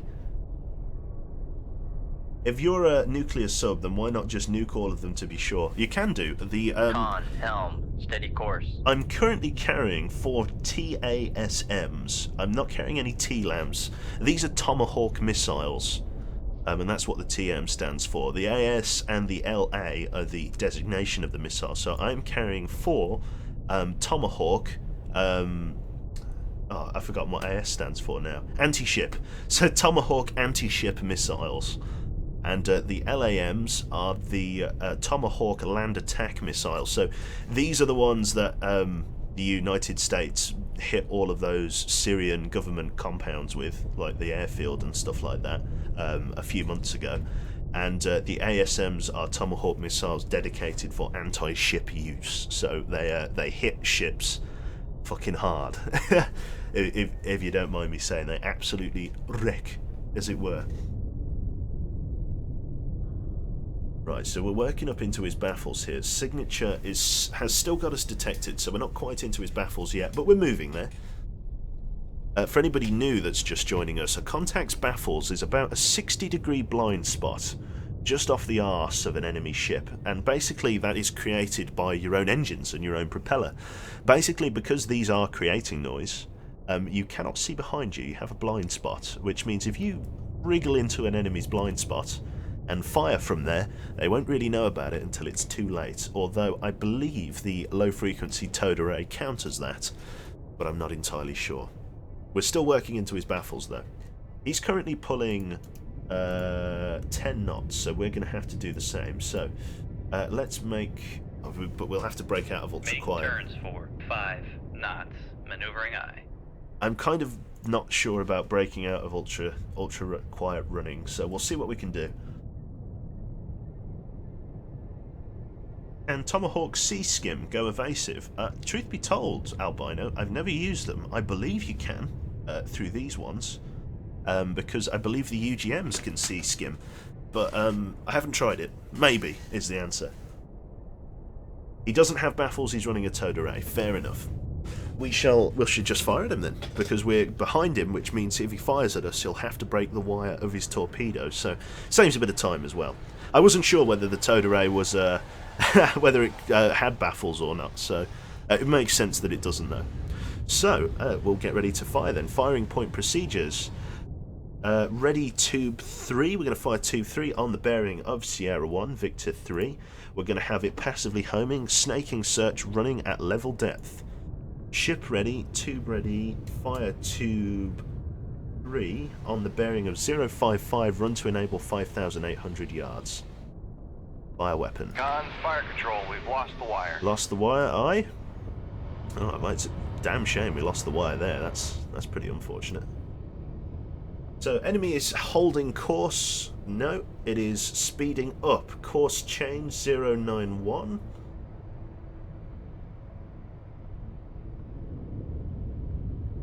Victor 3 is now pulling 18 knots. So, the launch transient he detected. That's okay there. We're going to stay in ultra quiet mode. The torpedo should run to enable and should detect him. Is he making any course adjustments? Let's switch into the large map. So he's speeding up like a motherfucker, basically. So he heard something and we've spooked him. Why is Tube 1 empty? It was not reloaded before we got into combat, and reloading a torpedo creates noise, which means you basically increase the chances of you... Sierra 1 is cavitating. Increases the chance of you being detected, basically. Now, he's coming up to run shallow, which means he's trying to get above the torpedo's search cone. Only the Mark 48 ADCAP torpedo that we fired at him has a very decent search arc, which means even though he's gone above the torpedo, it will probably still find him. What are we referring to by wire? Beg your pardon, I believe there was an explanation somewhere. So, yeah, I believe console, if you look a couple of messages up. Yeah, so basically what a wire is, I'll give everyone an explanation for it. Literally, there's a wire behind the torpedo. A very small, a bit of wire that basically passes intelligence and course corrections from the torpedo to the helm to torpedo, or fire control in this case, I should say. So, yeah, basically, that's all it does. That's what it is. That's what it's designed to do. That's its job. So there literally is a wire trailing behind the torpedo in a very literal sense, a very thin string of wire that is basically attached to the torpedo and spools out as it travels to its target, and that allows us to send information to the torpedo, basically. How long can the cable go? I believe it's several miles, actually. Like 10 miles or something. 10 miles of wire or something like that. Something ridiculous. It's a very long way. You'll find a similar thing if you have a look at a tow missile launcher. If you've played any kind of like Battlefield games or anything like that, you'll be familiar with that phrase. And basically what it does is, actually I want to just keep an eye on this torpedo, because once this warhead goes yellow, it means that it's reached its enable point and it's now actively scanning, and we'll be looking for a solid and certain change in the torpedo's bearing. There we go, sorry, I beg your pardon, when it goes white. But it's now beginning its snaking search. I believe once it goes yellow, it means it's attached to something. Beginning a snaking search. Hopefully it will find the Victor, but I can't be sure. I reckon this Victor's successfully evaded. We don't need to sink the Victor, but we could certainly do with doing so. It's a shame that we lost the wire, otherwise this would be a definite kill. I would say the Victor's successfully evaded here. What's his distance? 10,000 yards. Just over the enable range of our weapon.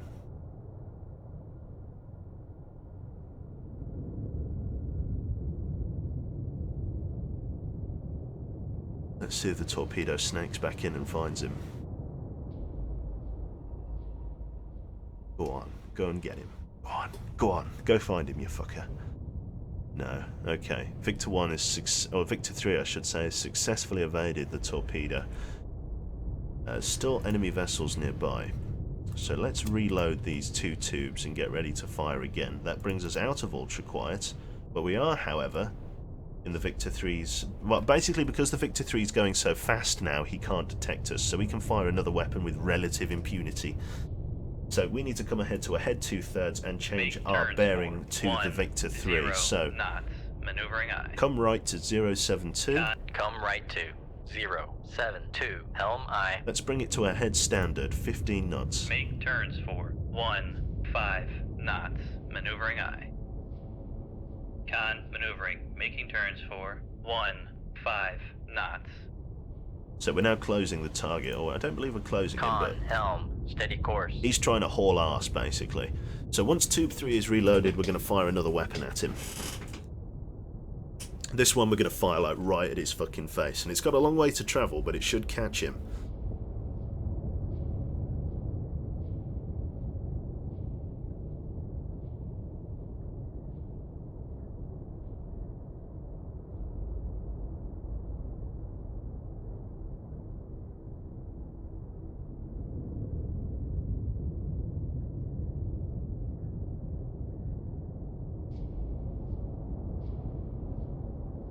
Right, Tube 3 is ready.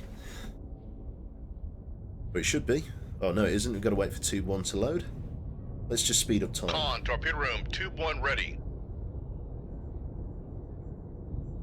Now he's a very long way away, but not far enough. Con, Con, fire control, weapon countermeasure home. Oh shit! I beg your pardon? Oh wow. Okay, well apparently this guy created enough noise for our other... I'm very surprised about that. I know they're sensitive, but I didn't realise they were that sensitive. Well, it looks like our torpedo found its mark after all. Unless we've found another target, no. Well, that's very odd. Successful evasion? Con, sonar, lost contact. Sierra. Right 1, in the toad last array. bearing, Right in the 0, balls, mate. 7, 6, contact breaking up. Oh my god, he's going nose up. Look at that. So we hit him right on his toad array. I wonder if he'll blow ballast or whether he's dead in the water.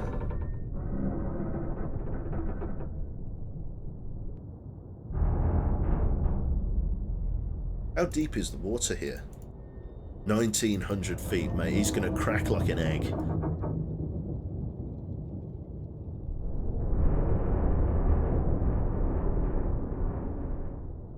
Nobody made it out of there, alright.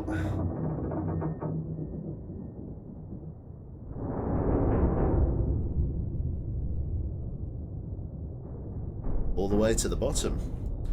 Well, no vessels nearby, no enemy weapons, leave combat. 1 times Victor 3 sunk, 14 Mark 48s remaining, 2 MOSS, 4 UGMs, and 4 anti-ship Tomahawk missiles. Right. Well done, but not our mission objective. Let's continue trying to find these tankers and tenders. Somewhere in the Norwegian Sea, it says. Let's check all of these other ships down here. I believe these are all ASB fleets, but we'll find out. Captain, we have a new sonar contact bearing 300. Designate Sierra 1. Or Sierra 1, sorry. EXO reports our depth is 600 feet. Heading 283. Speed is 20 knots.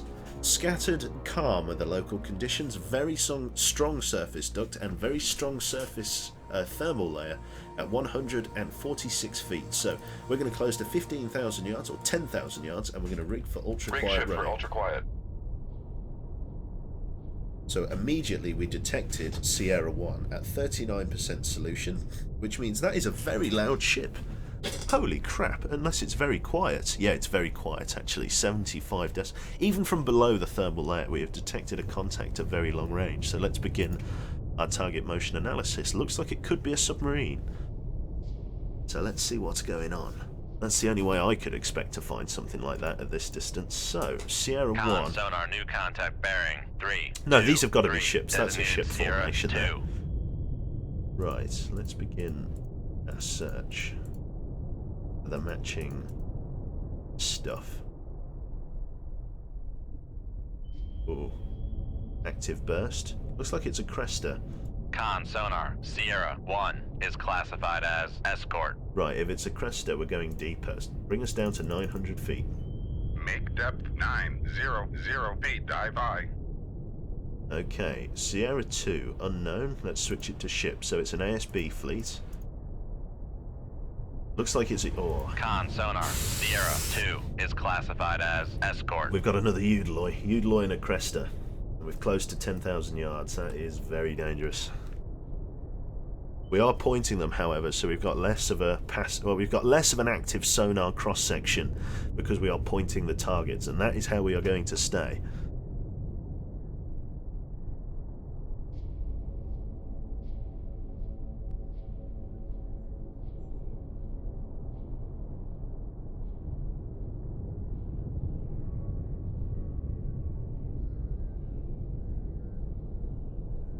What's a Eudaloy? A Eudaloy is an anti-submarine warship. Well, it's not really a warship. Well, it is a warship, but it's quite a light warship as far as warships go. Well, quite heavy by Soviet standards. It's a 7,500 ton, 163 by 19 meter, 300 crew anti-submarine ship, basically. Out of the entire sonar and weapons outfits you see here, everything in red is designed for anti-submarine work, which means the SSN-14 missiles, USET-80 and the RBU-6000 are all designed for anti-submarine work, as well as the Don-K radar, horsetail and horse-jaw low-frequency towed and passive sonars. So this is dangerous. The Cresta 2 is just as bad, to be honest. Another 7,500 ton ship. It only has medium frequency passive and radar, but has a full weapons outfit as well, which means the Eudaloy will be doing the detecting and both of them will be doing the sinking. So we've got a Eudaloy class destroyer. Exactly, ASW is anti-submarine warfare. Exactly right. So this is what you would call an ASW fleet, because it's 2 ships both dedicated to anti-submarine work. Ooh. So basically, we're just going to stick on this bearing. At 900 feet, dive by. We're going to stick on this bearing, and we're just going to try and detect them as best we can. Like I say, we're quite deep, 700 feet or 900 feet even. So shit's getting real, yo. Does this game have a mode where you can play as boats too? As this, I'm afraid, is purely submarines. There is a mod called the More Playable Subs mod, which lets you play as various different nations' submarines, but I don't have that installed at the moment, for it was bugged. And because I'm not, like, basically they don't have their own 3D models, they're just normal, like, it's one of those ones, like, they don't have their own 3D models, basically. This is interesting. This isn't what I thought. The Cresta 2 is pointing us, which isn't necessarily a bad thing, but it's not great either. Underneath the thermal layer, though, their active sonar is really going to struggle to penetrate it, which is why we've not been detected immediately. What I'm really eager to find out is this Eudaloy. So we're just going to speed up time a little bit and just wait for those target solutions to improve. Right, launch transient? No. Helicopters. 2 helicopters. For some reason the game just took us out of quick time there. So something can... Basically, I guess you could call that abusing a mechanic of the game. Oh, hello.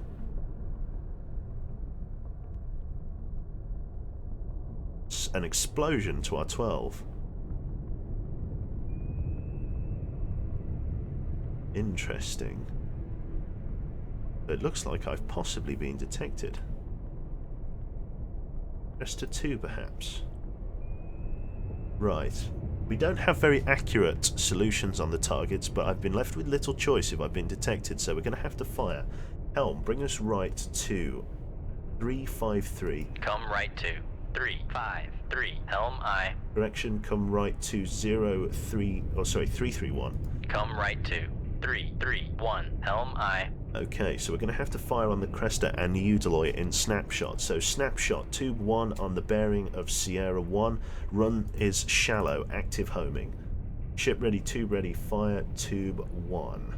Shoot tube 1. Aye, sir. Okay, snapshot on the bearing of Sierra 2, the Eudaloy. Active homing, snaking search, run shallow.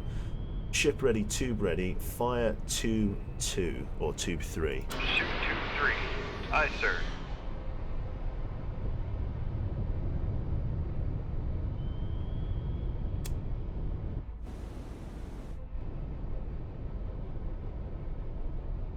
Con, helm, steady course. Steady course. So we've still got both wires, both are going to go to active homing, and both are going to search for their targets on a shallow vector.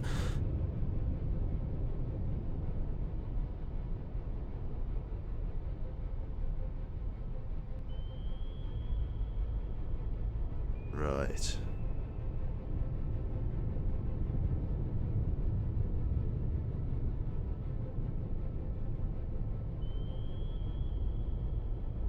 I believe we're rigged for ultra quiet at the moment, are we? We rigged for quiet? Yes, we're rigged for ultra quiet running. Let's just adjust the... No, yeah, let's just adjust the path of this weapon. Bearing 344. There we go, slight adjustment on the course of weapon 3. Weapon 1 is very close to its enable point, 200 yards now, which means it's going to begin an active snaking search. There we go, it's coming up.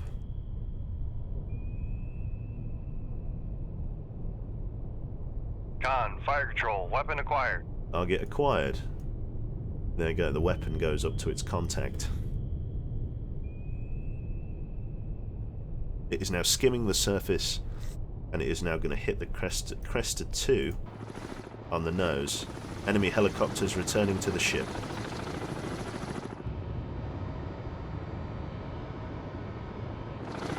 There he is.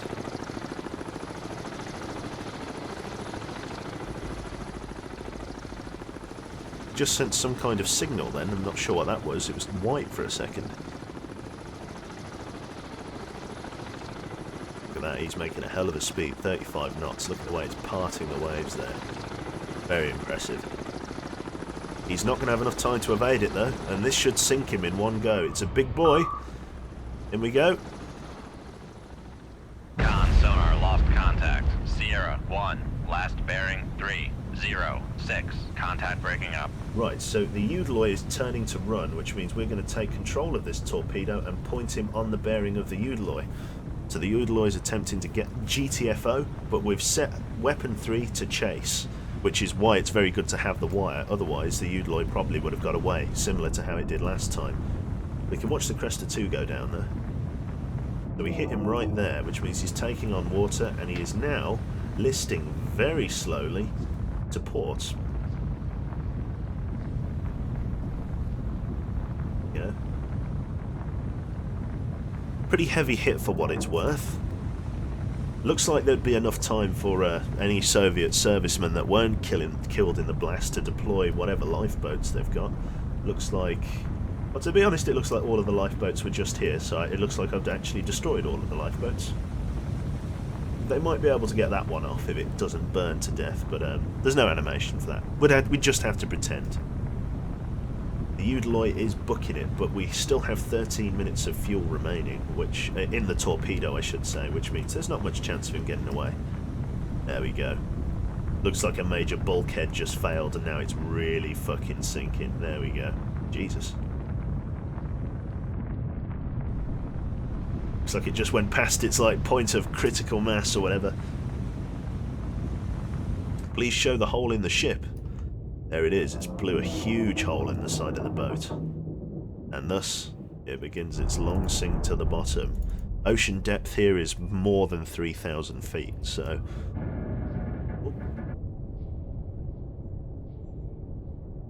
Enemy helicopters?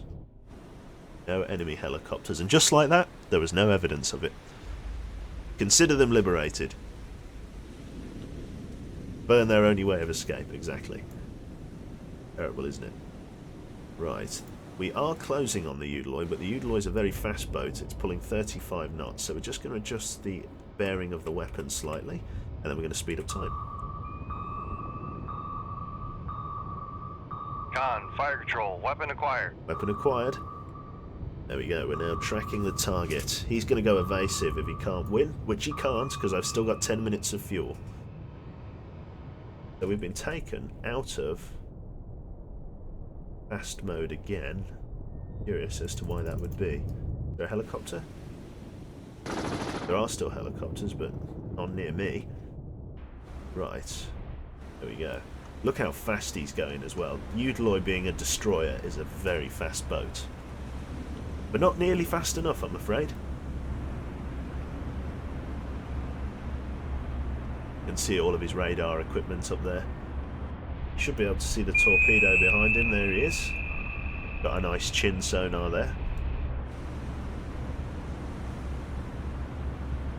Cool. It was their fault for being on the wrong side, of course.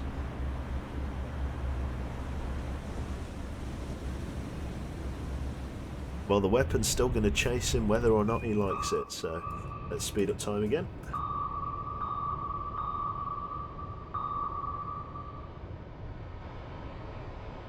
Con, fire control, weapon countermeasure homing. Weapon countermeasure homing. So he's turning away from the weapon. He's now going evasive, which is fine. Con, fire control, weapon acquired. Fire control, weapon acquired.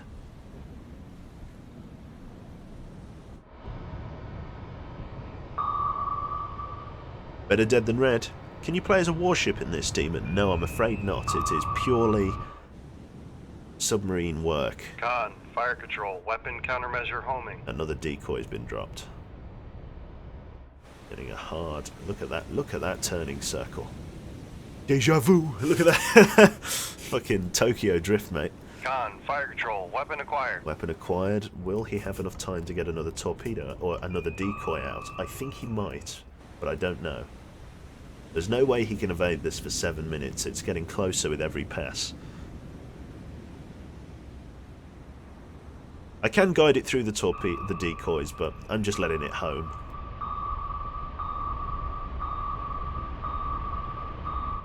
Con sonar lost contact. Sierra 2, last bearing 326. Contact breaking up. Contact breaking up, there we go. And basically its own speed begins to drag it under the water. The stern's already taking on water on the deck. This will go nose up. You'll see the chin sonar come out of the water. Where is he?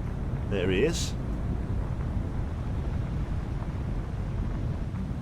All Titanic style. It's amazing how fast these things sink when you blow a hole that size in the side. You gotta remember, these ships really aren't equipped to take on that much water.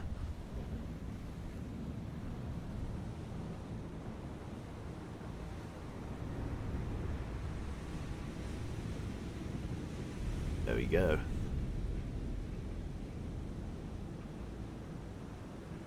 Good stuff. And on he goes.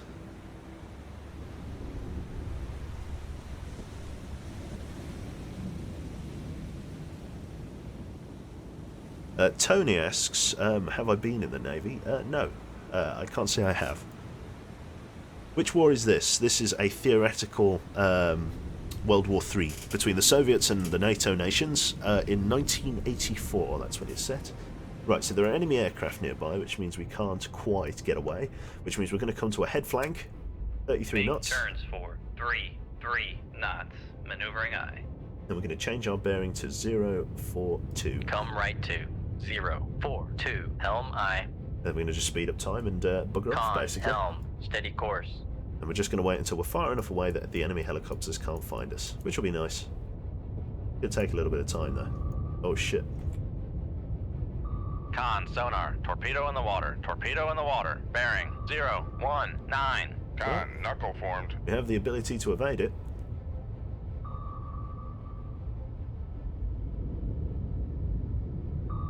This isn't too bad. Con, knuckle formed. Knuckle formed. Let's turn into the torpedo. Let's raise depth. Passing 900 feet.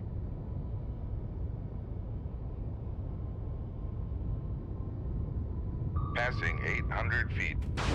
Drop a decoy. Passing 700 feet. Oh shit, that didn't do anything. Passing Right. 600 feet. Yeah, Con, Con, sonar, we are cavitating. we are cavitating, that's fine. passing 400 feet.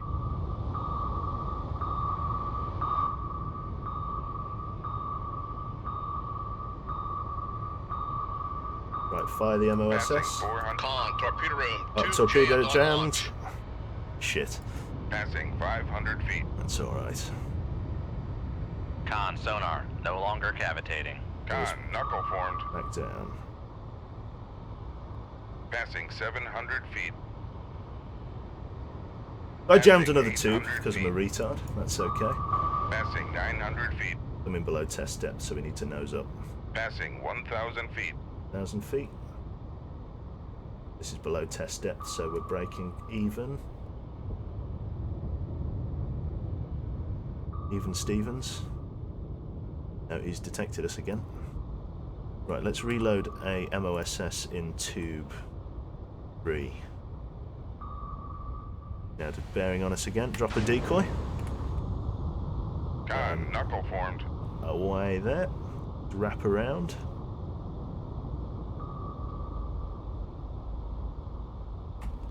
Try and get up and over Passing him. 1,000 feet. Passing Dangerous. 900 feet. Got another torpedo coming in. Passing 800 feet. Passing 700 feet. Passing 600 feet. Con sonar, we are cavitating. Passing 400 feet. Passing 300 feet. Con, knuckle formed. This is dangerous. Passing 400 feet. Passing 500 feet. Passing 600 feet. Con sonar, no longer cavitating. Passing 800 feet. Passing 900 feet. No, passing 900 feet. Rudder to 30 degrees. Let's come up, Passing up, up. 900 feet. There's the helicopter's dipping sonar. So the helicopter's somewhere over there. Con, knuckle formed. Con, torpedo room, tube 1 ready.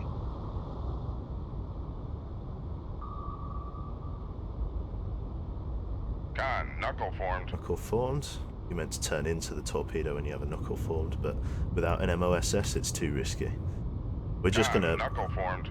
play the game until he breaks on us. Right, give it a wiggle. Con, knuckle formed. Shake that ass. There we go. God. Don't turn into the weapon without a fucking decoy. Passing 700 feet. Shit. Passing 600 Yes. feet. Right. Con sonar, we are cavitating. Right. Con sonar, no longer cavitating. Right, run ship for ultra quiet. Make turns for 5 knots. Maneuvering aye. Sink out the boat. Give us 30 on the planes, 30 on the ballast. Sink us out to... Oh. Passing 400 feet. Yes. Sink us Make out turns to... for 5 knots. Maneuvering aye. Yeah, sink us out to 900 Passing feet. 500 feet. Fun and games. Cool.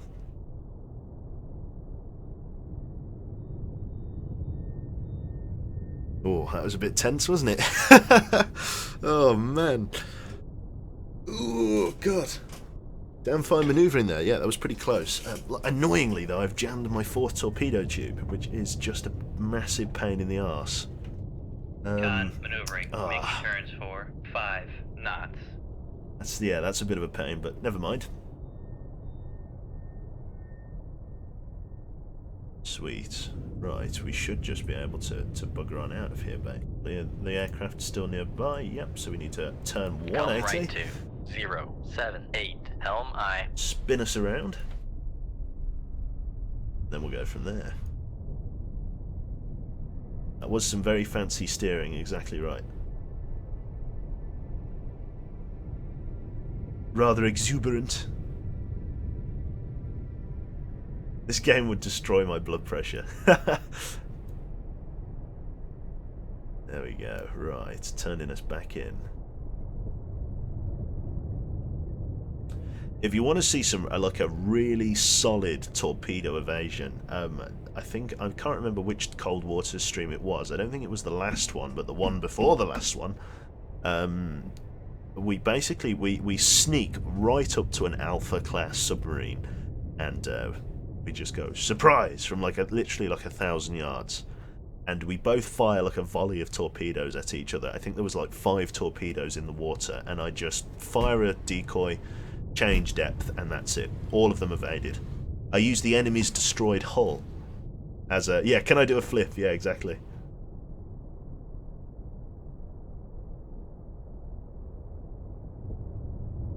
Yeah, so I used the enemy's sinking hull as its own decoy and just get away, just like that. Perfect. Con, dive at 900 feet. Dive I. That's interesting. What is up there? Is that? Is that a decoy? There's no decoy, I know. Is that an enemy dipping sonar? Maybe that's an enemy dipping sonar. Well, it just looks like a rope, but pretend there's a little bit of sonar on the end of that. They're just dipping a rope in. Did you play the Pink Panther theme while sneaking up? No, that should have done. Jump out of the water. You know what? If there wasn't helicopters, I might break the surface for you. But there are helicopters, so I've gotta play smart there. As soon as this fucker buggers off, we can leave. Con, helm, steady course.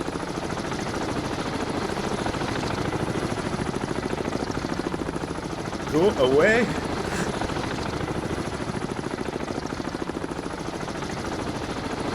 There we go. Where's he going now? Is he coming towards us?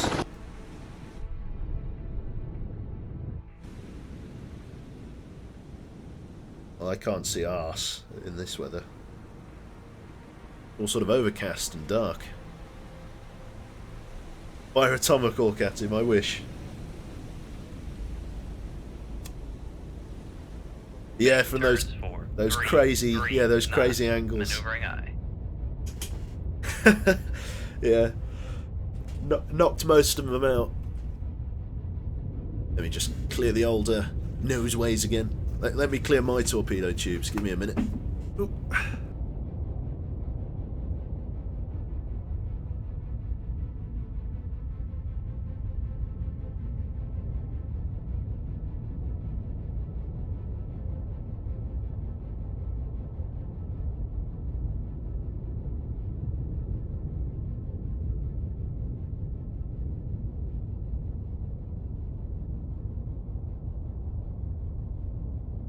Con, torpedo room, tube 3 ready.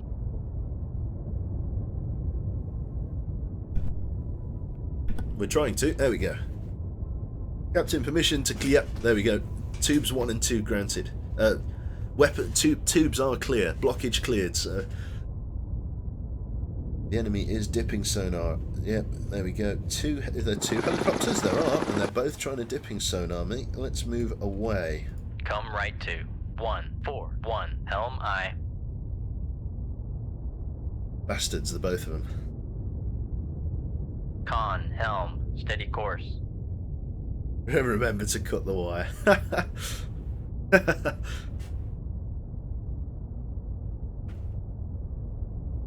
Look at our fucking trajectory. Look at that. Fucking. Fucking. Are you fucking drunk? Look at this. Look at it.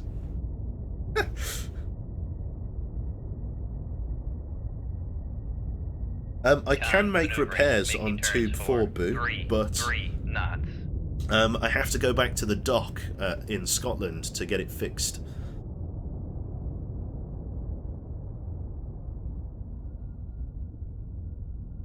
I'm pretty good, Hellwalker. How are you doing yourself? Not too bad. I've got a bit of a blocked nose going on, but I'm feeling better than I did yesterday.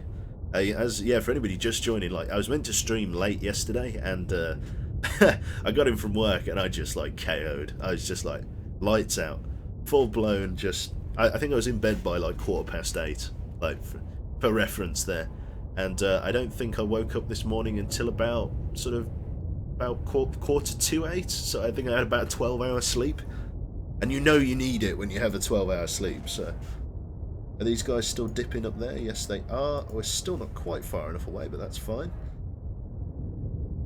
They still be dipping?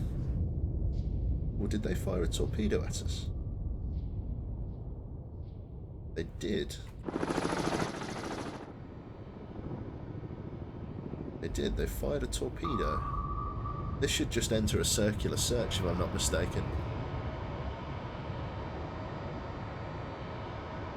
To be honest, we could probably survive a hit from one of these because these are they're very lightweight torpedoes. I mean, if you think about it, if a helicopter has to drop them, they can't have that much of a warhead. Looks like it's entering a circular search. There we go, we can leave combat. So, Eudeloy and Cresta, both sunk.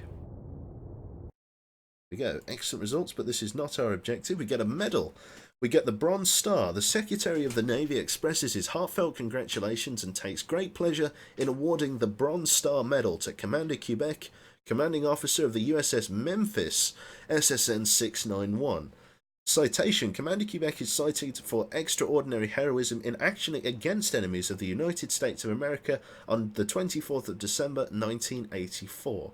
His unwavering resolve and self-sacrificing devotion to duty in the face of death are highest of the worthy, or worthy of the highest of the worthy emulation. Yes.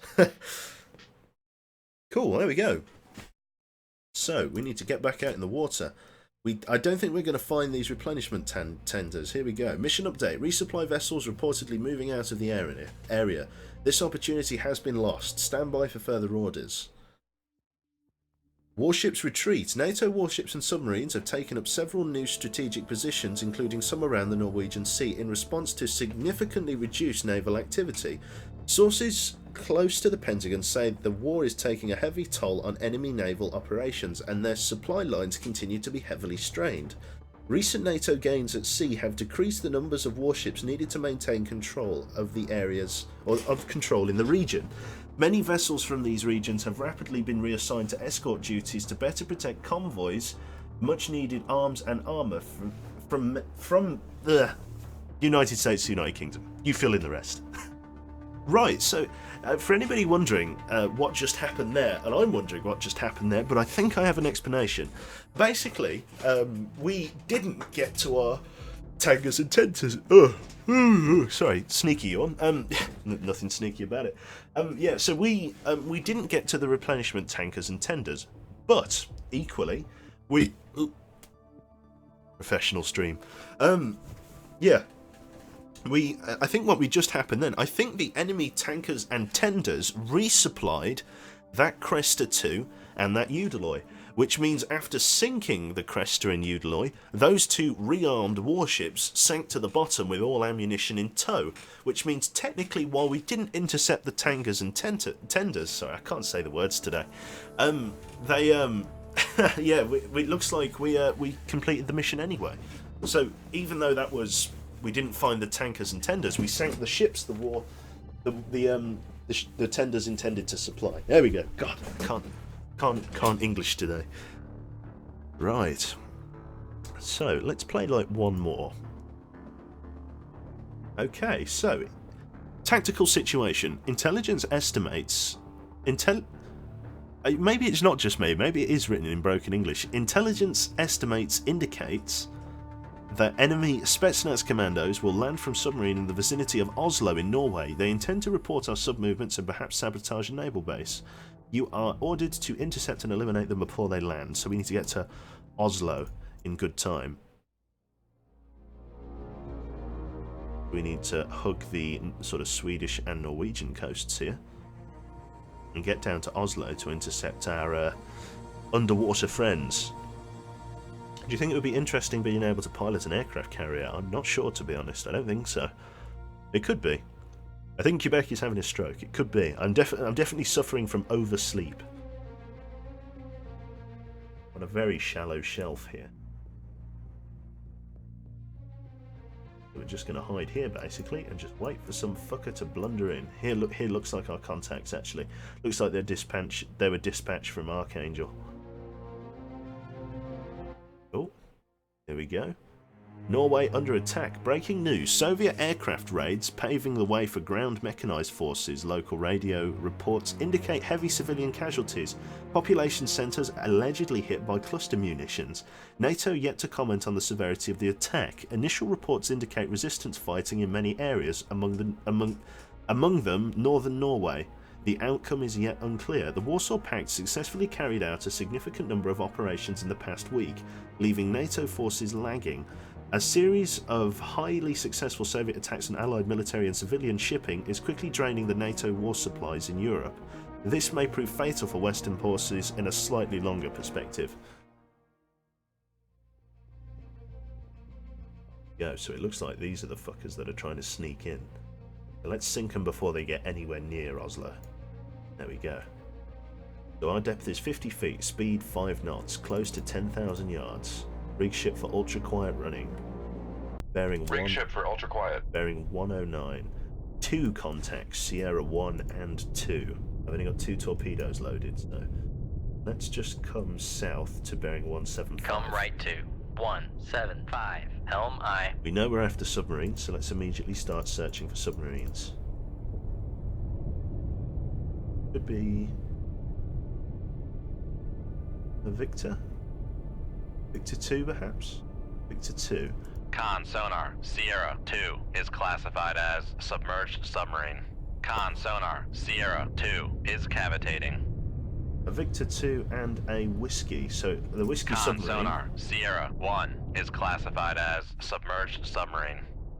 They're just transiting above the layer, right? We down to 400 feet. Bring us down. Make depth 400 feet. Dive aye.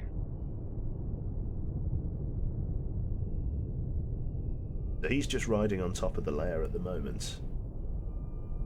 As long as he stays on passive sonar, he won't detect us, which is good. I'm all for that. Con, helm, steady course. Okay. Not just quiet, it's ultra quiet. Exactly right. Did someone say Whiskey? That's right. It's a terrible ship. This Victor 2 is definitely the danger here. But that's going to have our Navy SEALs on it, so it looks like they brought a Victor 2 escort with them. Victor 2. Have a look at the Victor 2. So it doesn't have a towed array, but it's very quiet, low-frequency radar, set 65 anti-submarine torpedoes. Shit's going to get interesting. As soon as the target solution improves, we're going to fire at them. Ocean floor is only at 500 feet. We're dropping below the very weak layer here. To begin engaging.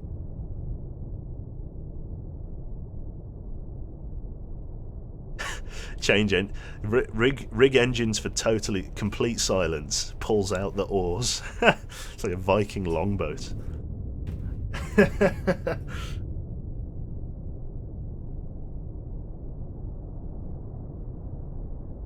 It's sneaky breaky in.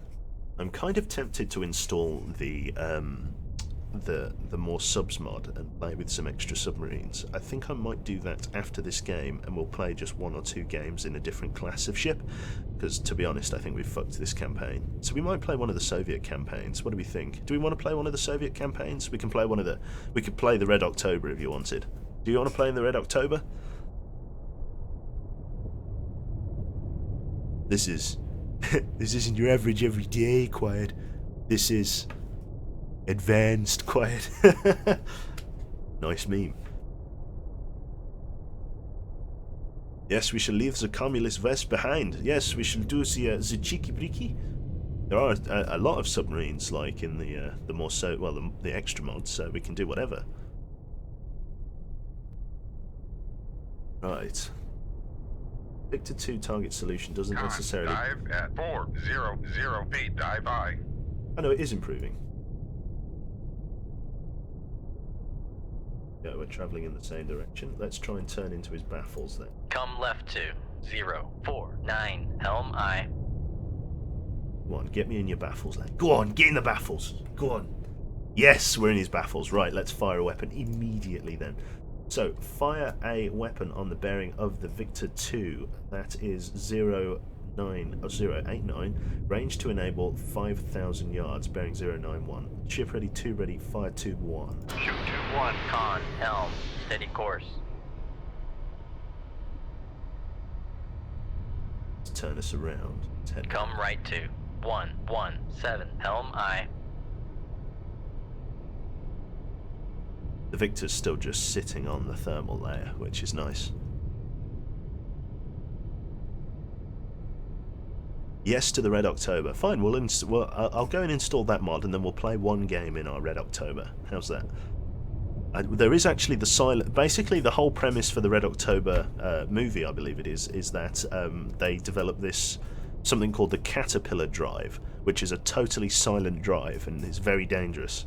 but it's really not. It exists in cold waters. They made a special mod with the caterpillar drive, but it doesn't really have a place in cold waters because it basically makes you undetectable. So yeah, instead we'll probably use the conventional drive version of the Red October, which is slightly louder, which actually puts us in some modicum of danger. Is launching a wire torpedo like walking a dog? Con, helm, steady course. Yes, I guess. It's like the Victor's probably detected this weapon, so let's move it slightly closer, like that. Even with a Scottish Russian, exactly.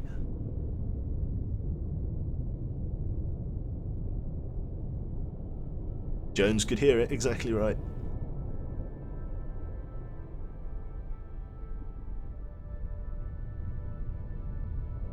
Let's speed up time a little bit. Tube 1 ready. That Victor 2 looks like it's detected the coming weapon. There we go, he's turning in. Con, fire control, weapon acquired. Weapon acquired. He's fucking... He's driving right at the torpedo.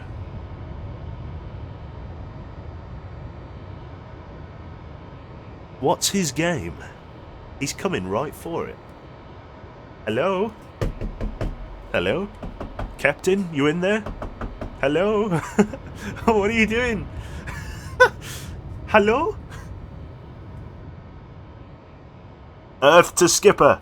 Turn the boat. What are you doing, boss? Con sonar lost contact. Sierra 2. What is that? Bearing 086. Contact breaking up. Well, what a quality escort. Right, let's fire another one at the whiskey. There we go, just snapshot him. Fuck it, bollocks to Aye, it. sir.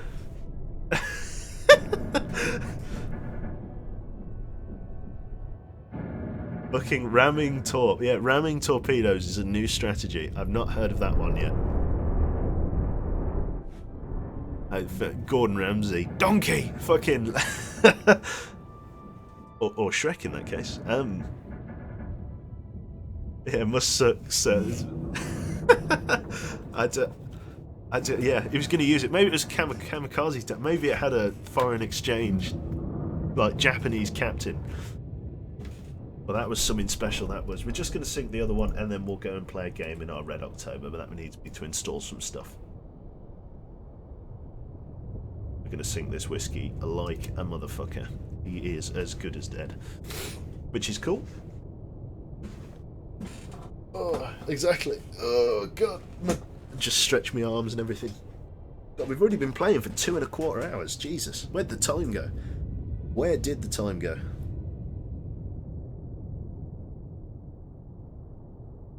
Con, fire control, weapon acquired. Weapon acquired. There we go. This is such a terrible submarine, this is. Like, it is truly awful.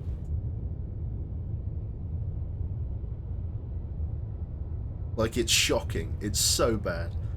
It's like, it's basic if you look at it. If it looks like a World War II submarine... Con sonar, noisemaker, bearing 142.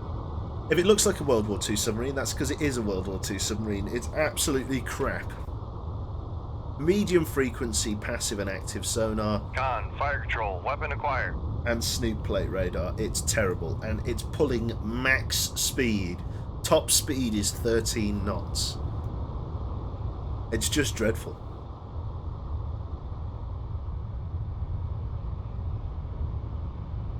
Sponsored by the Umbrella Corporation. Yes, apparently somebody told me that these are emergency... Con sonar lost contact. Sierra 1. Last bearing 142. Contact breaking up. Good night, God bless. There we go. Cool. It immediately switched me back to the other camera, which is a shame, but yeah. Usually you do get to see the explosion. And flop right on the bottom. Well, there we go. That's all contacts dealt with. Excellent work in performing the raid on the enemy commandos there, so that's fine. So yeah, basically we're just going to continue on course, and we're going to quit out. I am going to switch you back to the title card, and I'm going to quickly install the more subs mods. So talk amongst yourselves kind of thing. Somebody said something about the Pink Panther earlier, and I don't have the Pink Panther theme song, but what I do have a song is Mystic Laser Panther Rave, so we'll put that on instead. And then I'll, there we go, switch you back to the title card. And, no, I don't know why I have this song. I can't remember where I got this from. Yep, fair enough. Alright, let me quickly find the mods. So, more playable subs mod.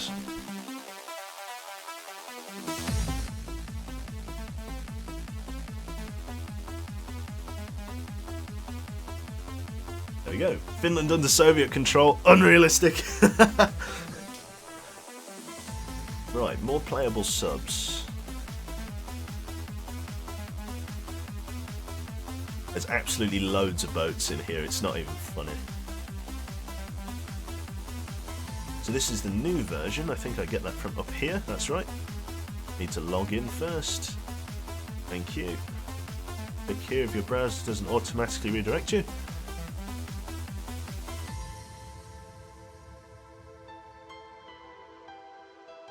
Time for some white guy dancing, exactly.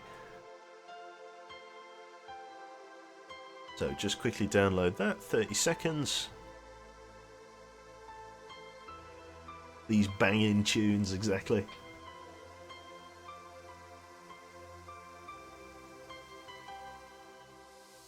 Right, let me just clear those torpedo tubes again, just be back in a sec.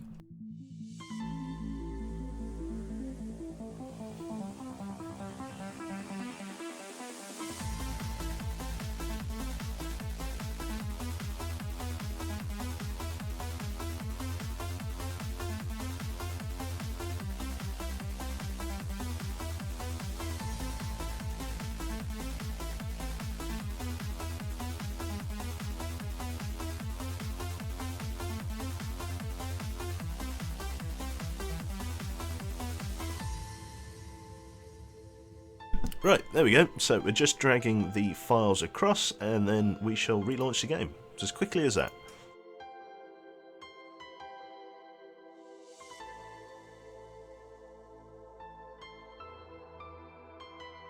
The Soviet Whiskey-class submarine 5363 breached itself in the Swedish... I can't even say that word. The skipper smelled of vodka and couldn't stand up straight. Lovely.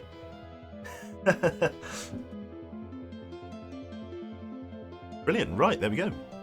Fucking kill Panther Rave. There we go. Let's turn that off and let's quit out and reload the game again. Cold Waters. Switch us back to the screen and it should fill the window momentarily. There we go. Right, so this time we have a few choices of campaign. Here it is. Look at that. Whoa, suddenly options. So we're going to play as a Soviet submarine, which means we're going to play one of the Soviet campaigns. We've got the Red Dawn Rising, and we've got the Wrath of Brezhnev. We've also got Polar Glory, which I think I'm going to play Polar Glory. 1984. As tensions build up along the Iron Curtain, the Warsaw Pact launches a devastating surprise attack across the Fulda Gap and Iceland. Central Europe is plunged into war, and NATO nations struggle to push it back. Oh, yeah. Nice. Fucking, he's that excited about fucking a Soviet campaign. He's like, yeah. So, yeah, resupply convoys from the United States are crucial to the war effort and must be destroyed. Soviet naval operations assign you to the Norwegian Sea and North Atlantic in an attempt to thwart, sorry, I think. No, words. Anyway, the NATO resupply efforts. So we're going to play this campaign. Operation Polar Glory. Commander Quebec. So we've got a few different choices here.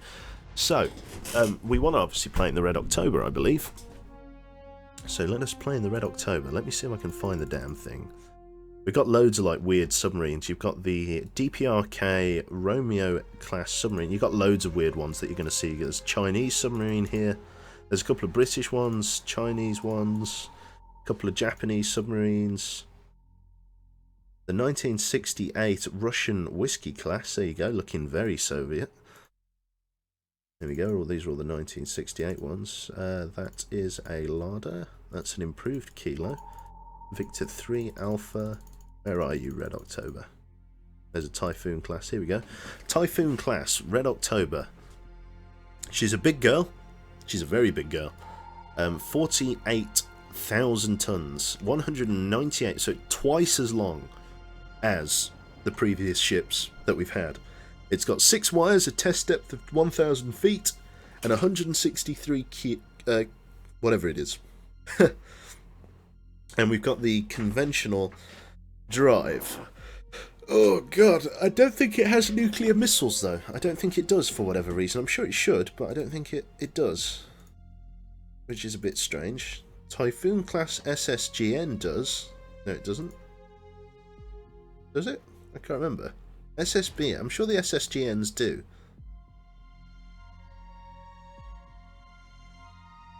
No, the SSGN doesn't, but the SSBN does. It looks like it does have it anyway, so we're going to go for the conventional drive version of the Red October. Can you show us the subs before you start? Yeah, I can do. So let's go back, and we'll load them up in the unit reference. Here we go. So if we go by submarine, so there's a shitload of extra, like NATO ones. Basically, there's loads of NATO ones. You've got the Flight 1 version of the Los Angeles class. Let me just move this headphone cable briefly. There we go. So you've got the Flight 1 version. You've also got the Flight 2 version, which is slightly different in terms of statistics. And then you've got Flight 3, where the planes were moved down here. So yeah, it's all a bit different. It's all a bit strange and weird. You've also got this weird Jive Turkey one, which is quite cool. It's a disco era submarine. There's a bit of a meme behind that. There's also the Sea Wolf class, which people will recognise this one surely.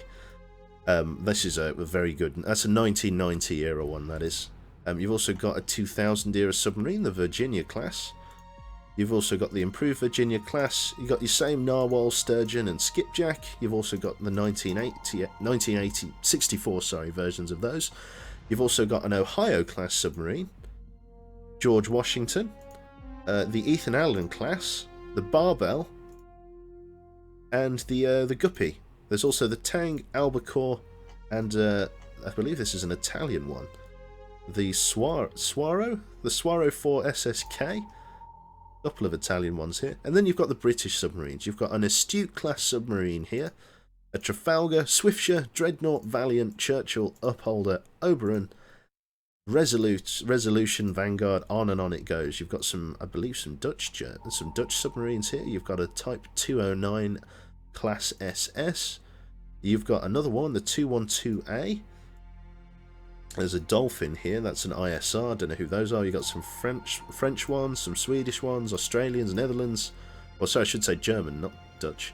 And then you've got all of the Russian ones. You've got the Bori class here. This is a 2000 era submarine.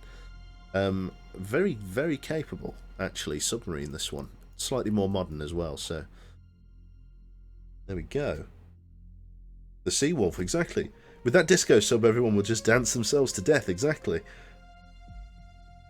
Hit a helicopter with a nuke. Why are our submarines so fucking small? Because, yeah, basically, yeah, we are the British and we do kind of just make do. So we are going to play in the Red October. I think that's going to be nice. Like I say, we're just going to be mostly sinking shipping with it, though. So, campaign. Let's go for Operation Polar Glory. Let's find ourselves the Red October. Clickety, clickety, clickety, click. There we are, the conventional drive. The silent drive version is ridiculously quiet. Like, it's ridiculously quiet. Like, it's got a, yeah, the silent caterpillar drive. and it's very quiet. An extremely advanced top-secret version of the Typhoon class, the Red October is a one-of-a-kind vessel designed for a surprise first strike attack against the enemies of Russia. It is equipped with the very latest Soviet technology, including the magneto hydrodynamic caterpillar drive that makes the sub extremely quiet, but reduces its maximum submerged speed to around 14 knots. So it's one of those ones. That warning, the sub is programmed to be ultra quiet. It will be very difficult to detect by the AI to the point of being borderline cheating. Be aware of this before choosing your sub. This is the honest to God version of the Red October, so you know that would be the one of using it. But again, in the interest of it actually being somewhat difficult, we're going to go for this version, which is a 126 decibel section. So let's accept, and we are taking command of the Red October class TK007. Let me just let a cat in.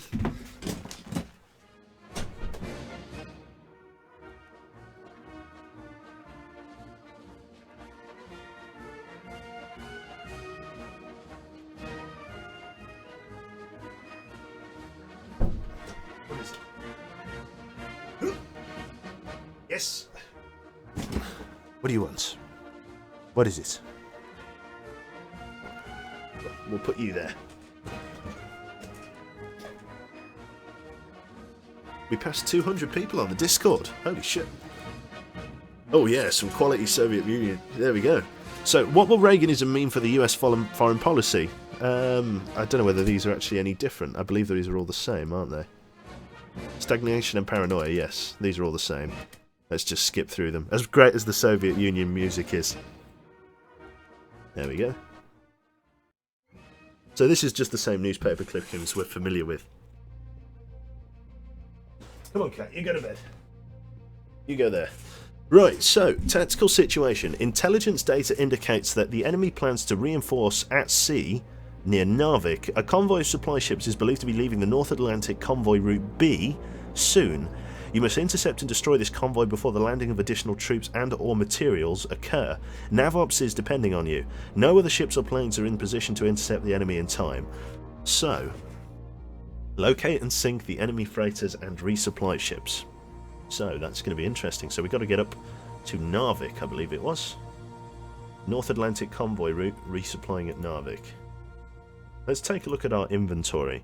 So we've got these things. 20 vertical launch system SLBMs. Are these anti-ship? Let me just Google that. What are they called? R39 SLBMs. R39, sorry, talk amongst yourselves.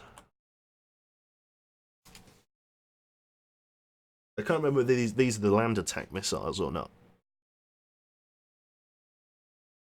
R39 RLBM? No.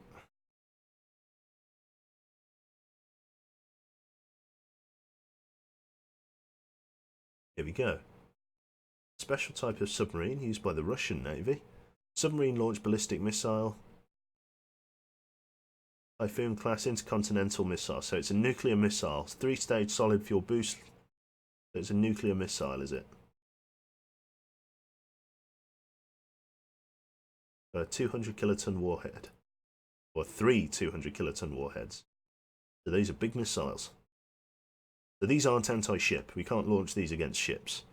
These are strictly land attack missiles. So we've got 20 of those in the vertical launch system. We've got advanced MG90s. I don't know what those are. We've got SN10 Grants and 20 UGSTs. We don't need any SSNs, and we don't really need the 5365M either. I'm not sure what these are. What are MG90s? Google. MG90 torpedo.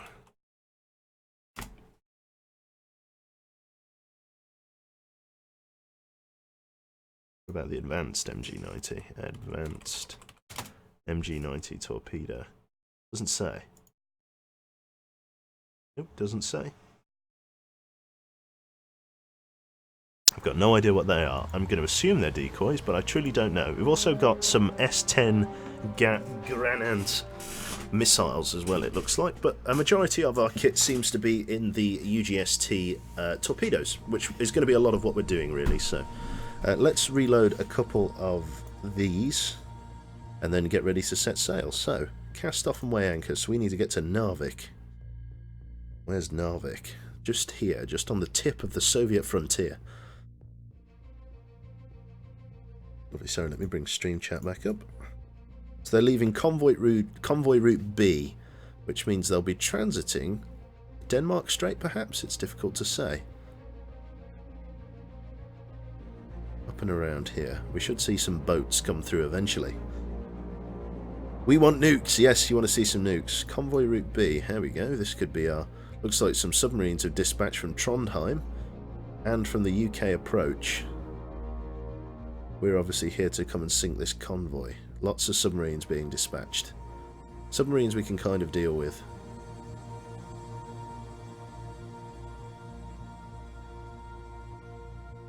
There they are. Come here, you. There we go. So, Comrade Captain, we have a new sonar contact bearing 266 designated Sierra 1. Our depth is 600 feet, bearing 90, or heading 90, and our speed is 22 knots. It is clear and calm, with no surface duct or thermal layer. Rig ship for ultra quiet running, 20,000 yards. Rig ship for ultra quiet. Here we go. The Red October, down in the dark. Clear, quiet day. There she is, big girl. Right. Con sonar, new contact bearing 212, designated Sierra 6. So let's load. Con sonar, regained. Rig ship for ultra quiet. Oh, are you kidding me? I've already been detected. Are you joking? Are you fucking kidding? Con sonar, regained contact on Sierra 1, bearing 236. Make depth 1000 feet. Dive. Right, bring us to a head 10 knots. 10 knots. Maneuvering eye. I can't believe I've already been detected. What shit is that? I'm at 20,000 yards, for Christ's sake. Oh, that's why Sierra 7 is like right fucking on top of us. Holy shit. If that's a warship, then we're in trouble. Right. Nuke 'em. Nope, you cannot fire below 300 feet. That's fair enough. Making turns for 10 knots. Just immediately fire the nukes. Let's bring us down.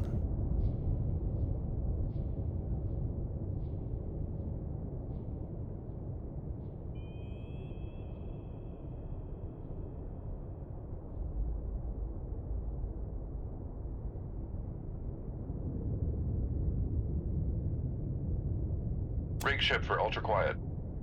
There we go. Con sonar, con sonar, torpedo in the water, bearing 254. I guess we're coming up to our head flank. For 28 knots. Maneuvering eye. So let's find out if this is a decoy or not. Shoot 2-3. Aye, sir. Looks to be that it is. Perhaps. Maybe.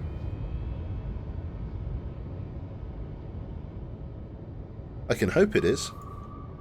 Oh no, it's got a range to enable. Sonar lost contact. Sierra 1, last bearing 236. Contact is in the baffles. So it is a decoy.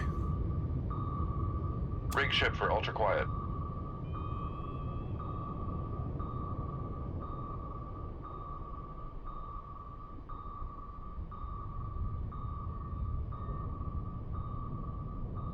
Con sonar regained contact on Sierra 2, bearing 243. I wonder if I can just nuke them. Con sonar regained. I am actually curious. Making turns for 28 knots. Don't turn this Con way. sonar regained contact on Sierra 7, bearing 228. This annoys me. Con sonar regained contact on Sierra 4, bearing 229. Right, fuck it. Let's just bring it up. I think we'll start our proper playthrough another time, perhaps. Let's just bring it up to fucking. 28 knots. Maneuvering eye. Let's just bring us up to fucking periscope depth or some shit. Let's also fire another decoy off in that Con direction. fire control, we've lost the wire. Lost the wire, that's fine, so he's chasing him. Let's just bring up to periscope depth and let's just fucking... Or let's fire a Con nuke. fire control, we've lost the wire. Let's fire some fucking nukes. Because why not? We'll do the proper run next time. Contact Sierra 6, last bearing 213. Contact is in the baffles. Con sonar lost contact. Sierra. I've got to 1, show the nuke last before I bearing, stop. 2, Exactly right. 3, 5. Contact faded. So let's point the fleet.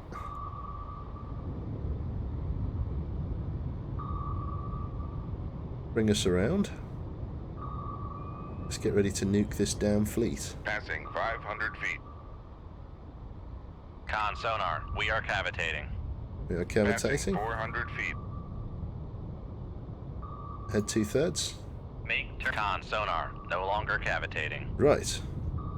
So, Oh, yeah. exactly what I'm thinking. So, there we go. You can't Con fire it sonar, above 10 regained knots. There we go. Make turns for So let's 5 fucking knots. just shoot a nuke at him. Maneuvering There we go. Shoot tube 7. Aye, sir. So there goes one of our nuclear. It's not actually all that big, to be honest. Con sonar regained contact But fuck it, on. we're shooting a nuke at him. Con maneuvering. Making turns for 5 knots. Con sonar regained contact on. Up and up it Sierra, goes. 3, bearing, 2, 2, 1.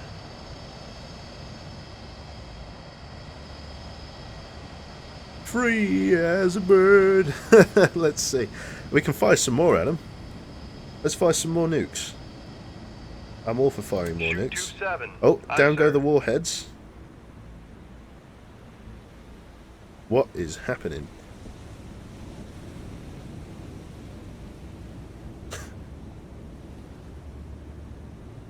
I didn't gurg. I saw you.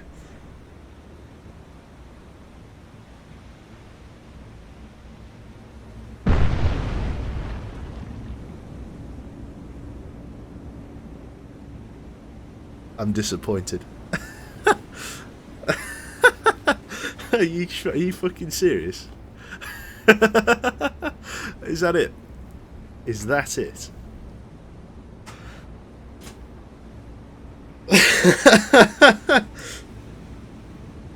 That was pretty poor, I'll be honest. Oh well.